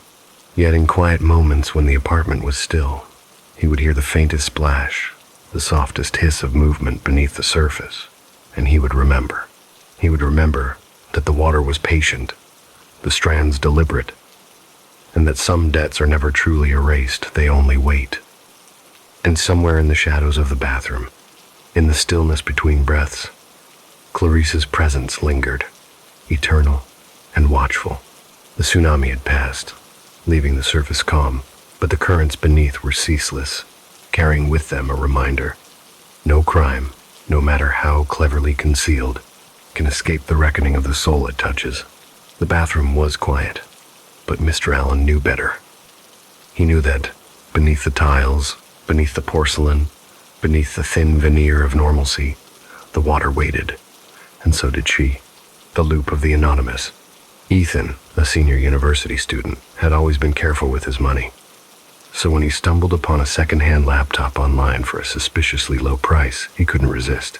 It arrived in a battered box, the screen smeared with fingerprints, keys slightly worn, and the faint smell of old plastic lingering from years of use. As he powered it on, a low hum of the fan greeted him, a mechanical sigh of wear and age. But what caught his attention immediately was the login screen. Despite deleting any saved credentials, an email address stubbornly appeared in the username field, echo@anon.com. Ethan deleted it, restarted the machine, turned it off and back on. And yet, each time, there it was, staring back at him, like a patient observer. He chuckled nervously. Okay, maybe some hacker prank or old owner's ghost. The words sounded hollow in the quiet of his small apartment, the air thick with tension. That night, Ethan opened the laptop again, intending to study, but the same email address was there, waiting. As he hesitated over the login field, he felt a subtle shift in the room, a chill he couldn't explain. The fan whirred louder, almost as if breathing in sync with him. Every key press echoed unnaturally in the dimly lit room. It was the beginning of a silent, eerie companionship, a presence that lingered in the hum of the machine. Part 2, The White Shadow, to 2,000 words. By the second week, Ethan began to notice something odd. Late at night, when the apartment was still and shadows stretched long across the floor, he would catch glimpses of a figure, a white, indistinct shadow seated before the laptop, always with its back turned. Its form was delicate yet featureless, a silhouette that didn't belong to any living person. Ethan tried speaking to it once. "Hey, are you—" His voice caught in his throat. The shadow did not move. It simply remained, head bent slightly toward the inbox of echo@anon.com, silent, patient, waiting. The presence was unnerving, but oddly persistent. Ethan felt a strange mixture of curiosity and fear. The shadow never interfered, never spoke, yet its focus on the screen implied purpose. Some nights, he would see its hands hover above the keyboard, never typing, as if rehearsing gestures it could not commit to. Sleep became uneasy. He'd wake in the middle of the night to the faint hum of the laptop and the subtle sound of typing that wasn't there. And every time he blinked, the white shadow was gone, but he could still feel it, like the residual warmth of a recently vacated chair. Part 3, Evidence and Choice, to 2,000 words. Ethan decided to record the activity. He set up a small camera in the corner of his apartment, facing the laptop. That night, he left the lens running, returning in the morning to review the footage. His stomach churned as he watched the playback. the shadow sitting there for hours, still and motionless, only occasionally lifting a hand, the fingers brushing lightly above the keyboard. Yet no keys were pressed. The pattern unnerved him. The presence was waiting for something, and Ethan began to realize that his attempts to rid himself of the laptop might trigger that unknown expectation. Later, he decided to sell the device. He created an online listing, detailing the specs and condition, and prepared to ship it the following day. But as he hit post, the speakers of the laptop emitted a high-pitched, piercing screech. The screen flickered violently, revealing a single line of text, bright against the dark background. "Don't go. I'm only waiting a little longer." Ethan stumbled back, heart racing, and for the first time understood that the laptop was not simply old hardware, it was a vessel, a medium for something beyond comprehension. Part 4. The climax. To 2,000 words. Panic surged. Ethan reached to unplug the laptop, thinking to sever whatever connection it held. But as his fingers touched the cord, the shadow moved, or rather, the back of it rotated ever so slightly, and within that rotation a blinding, coded light erupted, jagged lines of electric white that made his eyes water. A voice warped, digital, distorted as if passed through a modem spilled from the laptop speakers. "I was deceived." He promised he would reply. "I waited. 2 years. One word. Just one word. Respond." The sound was both human and mechanized, a spectral plea fused with corrupted electronic signals.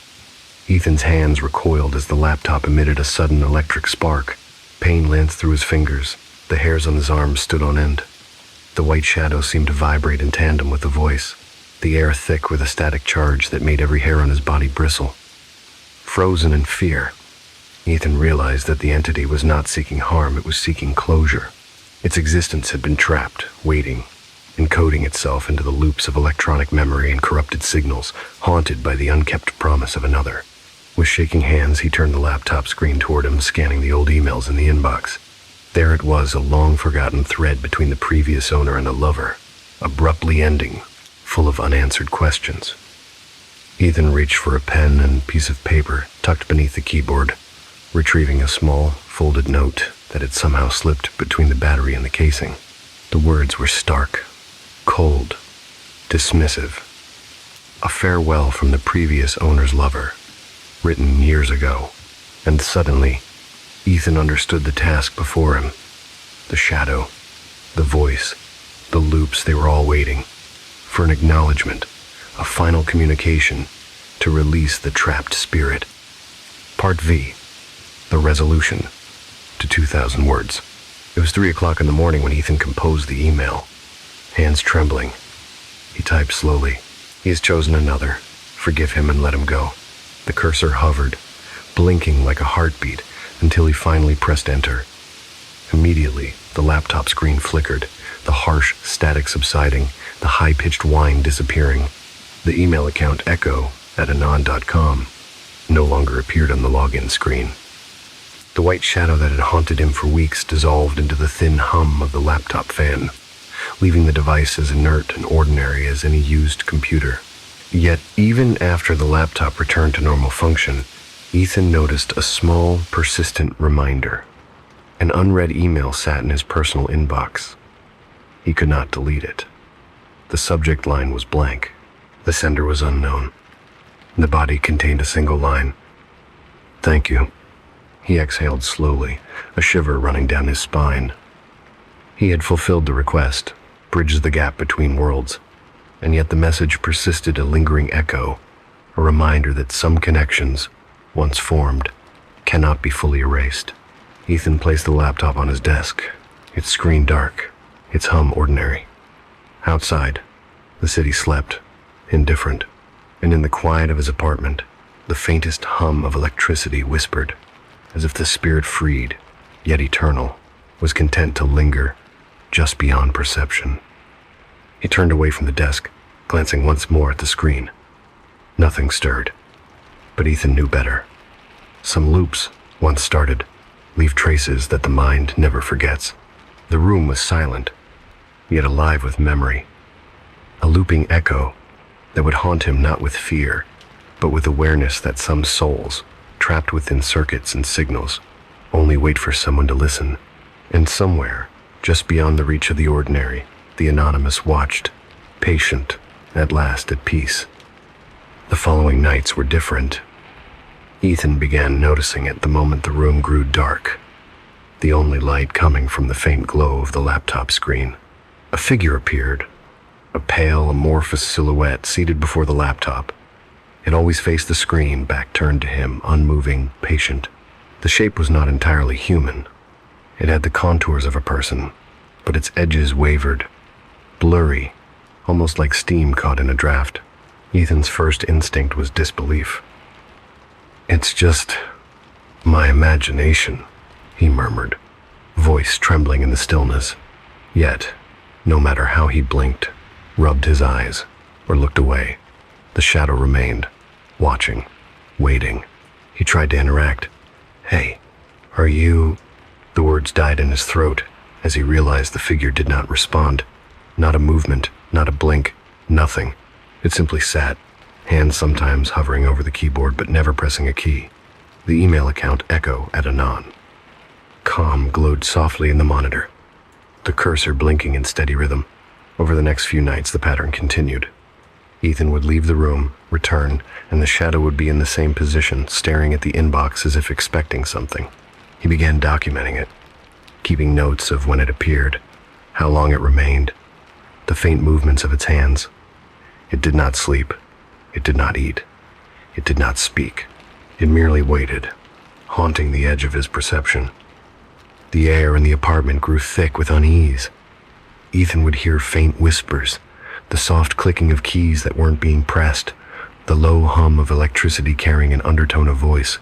At first, he thought he was losing his mind, but cameras he set up captured nothing unusual in the frames, only the glowing screen and the faint outline of a white figure, indistinct yet undeniably there. One night, Ethan approached the shadow. His hands trembled as he reached for the edge of the chair where it sat, as if it could vanish at the slightest touch. I don't understand. What do you want?" he whispered. The room stayed silent. Only the soft whir of the laptop fan responded. And then he noticed something chilling. The cursor in the inbox moved ever so slightly, flicking over messages with deliberate slowness. The shadow's unseen presence guided it, patient and precise. Ethan felt a knot tighten in his stomach. This was no ordinary glitch. This was no haunted file.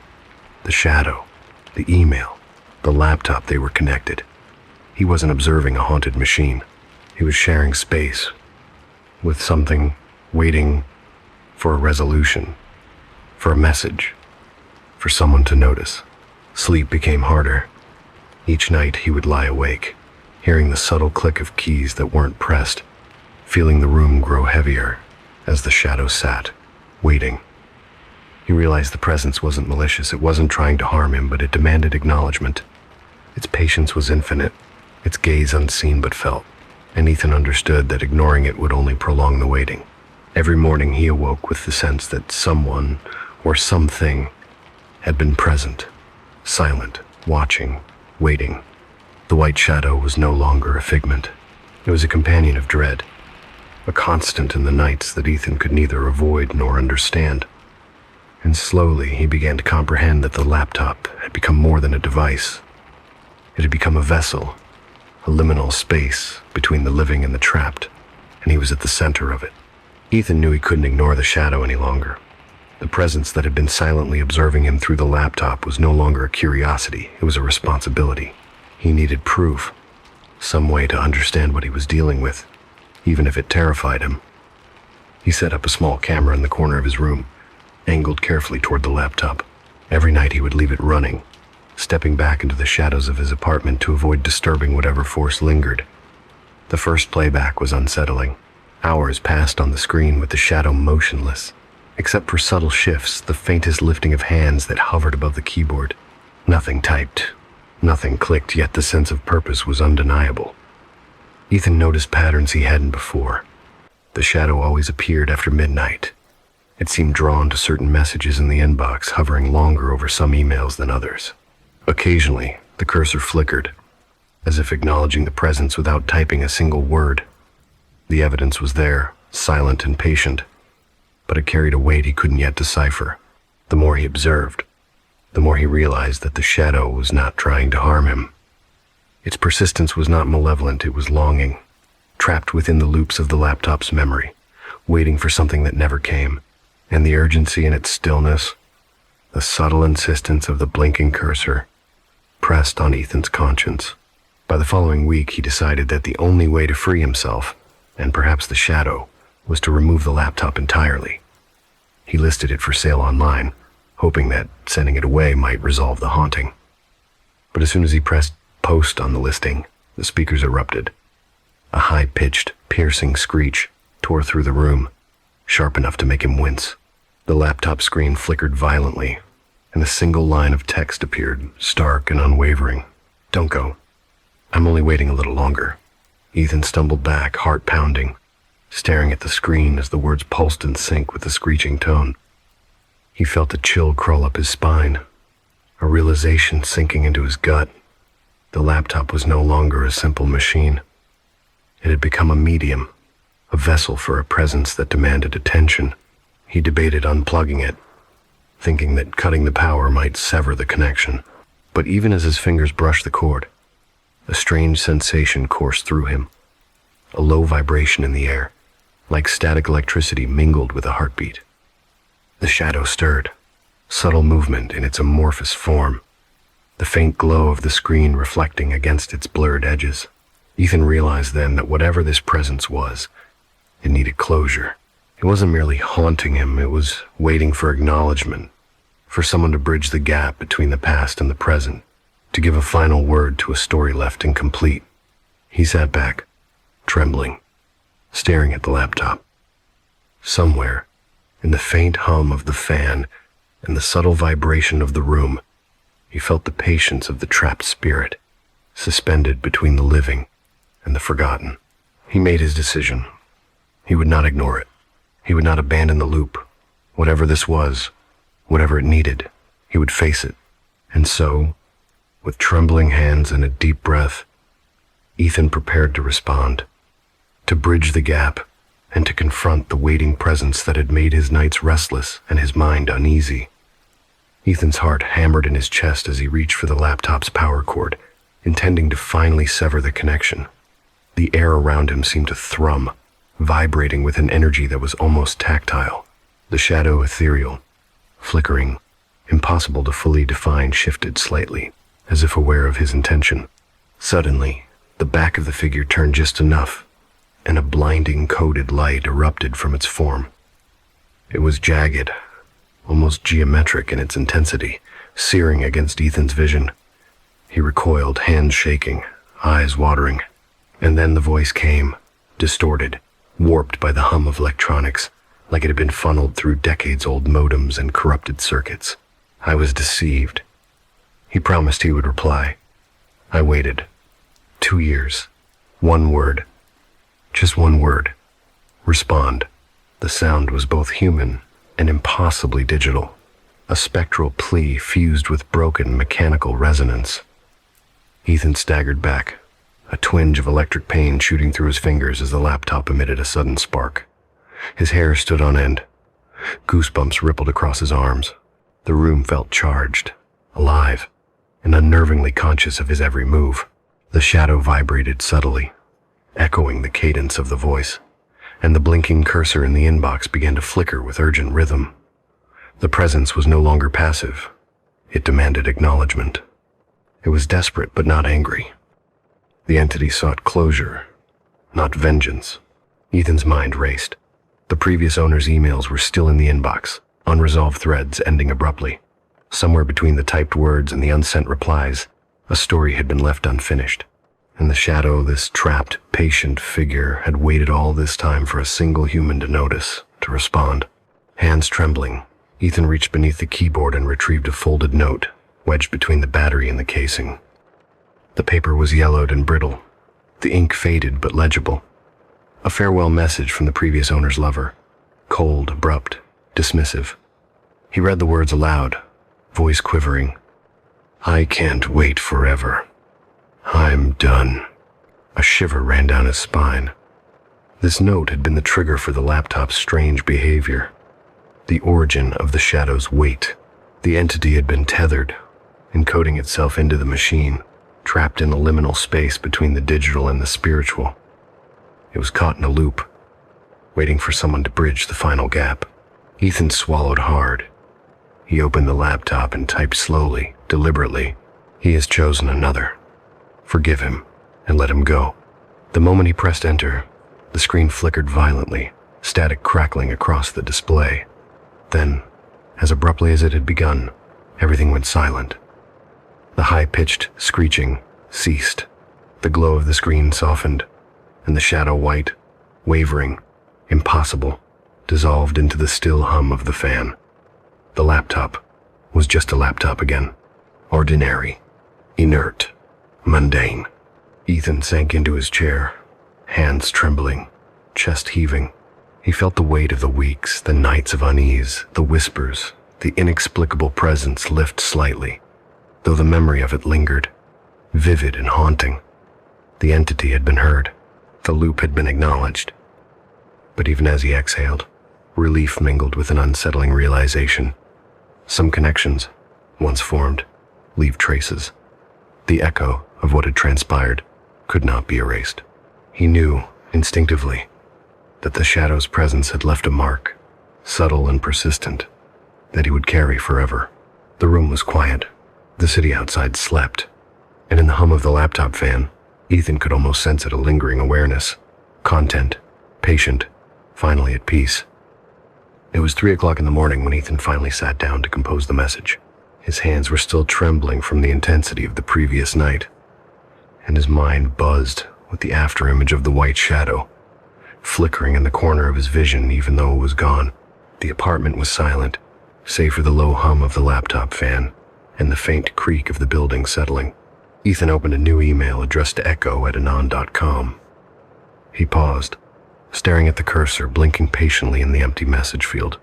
Words were heavy in his mind, as though they carried the weight of a soul trapped between worlds. Slowly, deliberately, he typed, "He has chosen another. Forgive him and let him go." He hesitated, hands hovering over the keyboard, then pressed enter. The screen flickered, briefly overwhelming him with bright static that danced like fractured lightning across the monitor. And then, silence. The harsh, piercing screeching that had haunted him for weeks vanished. The white shadow, patient and watchful, was gone, dissolved, freed. The laptop returned to its ordinary hum. Keys that had once seemed alive were now inert. The email account echo@anon.com no longer appeared on the login screen. Ethan exhaled, a long, shuddering breath that seemed to carry away the tension coiled in his chest.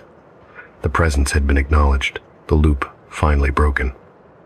Yet, even as relief washed over him, he noticed something strange.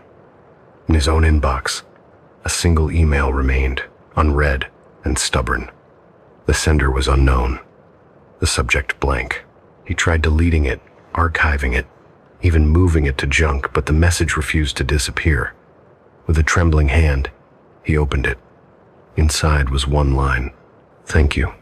It was simple, quiet, and utterly human. And for the first time, Ethan understood that this was not a threat or a haunting. It was a gesture of closure, a final acknowledgement from a spirit that had lingered too long, tethered by expectation and a broken promise. The weeks that followed were uneventful in comparison. The laptop functioned normally, the emails and accounts behaving as any other machine would. Ethan returned to his studies, to the rhythm of his life, but the memory of those nights remained, vivid as ever. He knew that somewhere, in the vast, unseen space between circuits and signals, the entity he had freed continued on its path, finally unbound. Even so, he would never forget the sensation of being watched, the pressure of expectation, and the hum of electricity that carried a voice trapped between life and digital eternity. The lesson lingered. Some loops, once formed, leave traces that the mind cannot erase. Some souls, though freed, leave an echo behind, a reminder that acknowledgement, even from a stranger, can be a bridge between worlds. Ethan placed the laptop carefully on his desk, its screen dark and ordinary, yet resonant with memory. He turned away, glanced once more at the device, and whispered, almost to himself, "Goodbye, and thank you." Outside, the city slept. Inside, the room was silent, yet alive with the lingering whisper of what had passed. The shadow was gone. The loop was broken, and yet, in some small, imperceptible way, the echo of the anonymous remained a quiet testament to patience, to waiting, and to the power of finally being heard. Ethan exhaled deeply, settling into the stillness of the early morning. The laptop sat there, dark and silent, ordinary, yet forever changed by the presence it had held. The haunting was over, but its memory would endure, subtle, a reminder that some stories extend beyond the edges of comprehension, carried in the quietest spaces, waiting for someone to notice. And for the first time in weeks, Ethan slept without interruption, though he knew in the very back of his mind that some echoes never truly vanish. The stories have ended, yet the echoes remain lingering in the corners of your mind, in the quiet spaces between heartbeats. Perhaps the shadows you imagined tonight are gone, or perhaps they're still watching, waiting, in the edges of your vision. Remember, the world sleeps, but the stories never truly end. Until next time, keep your doors locked, your lights dimmed, and your senses alert, for the night listens as closely as you do.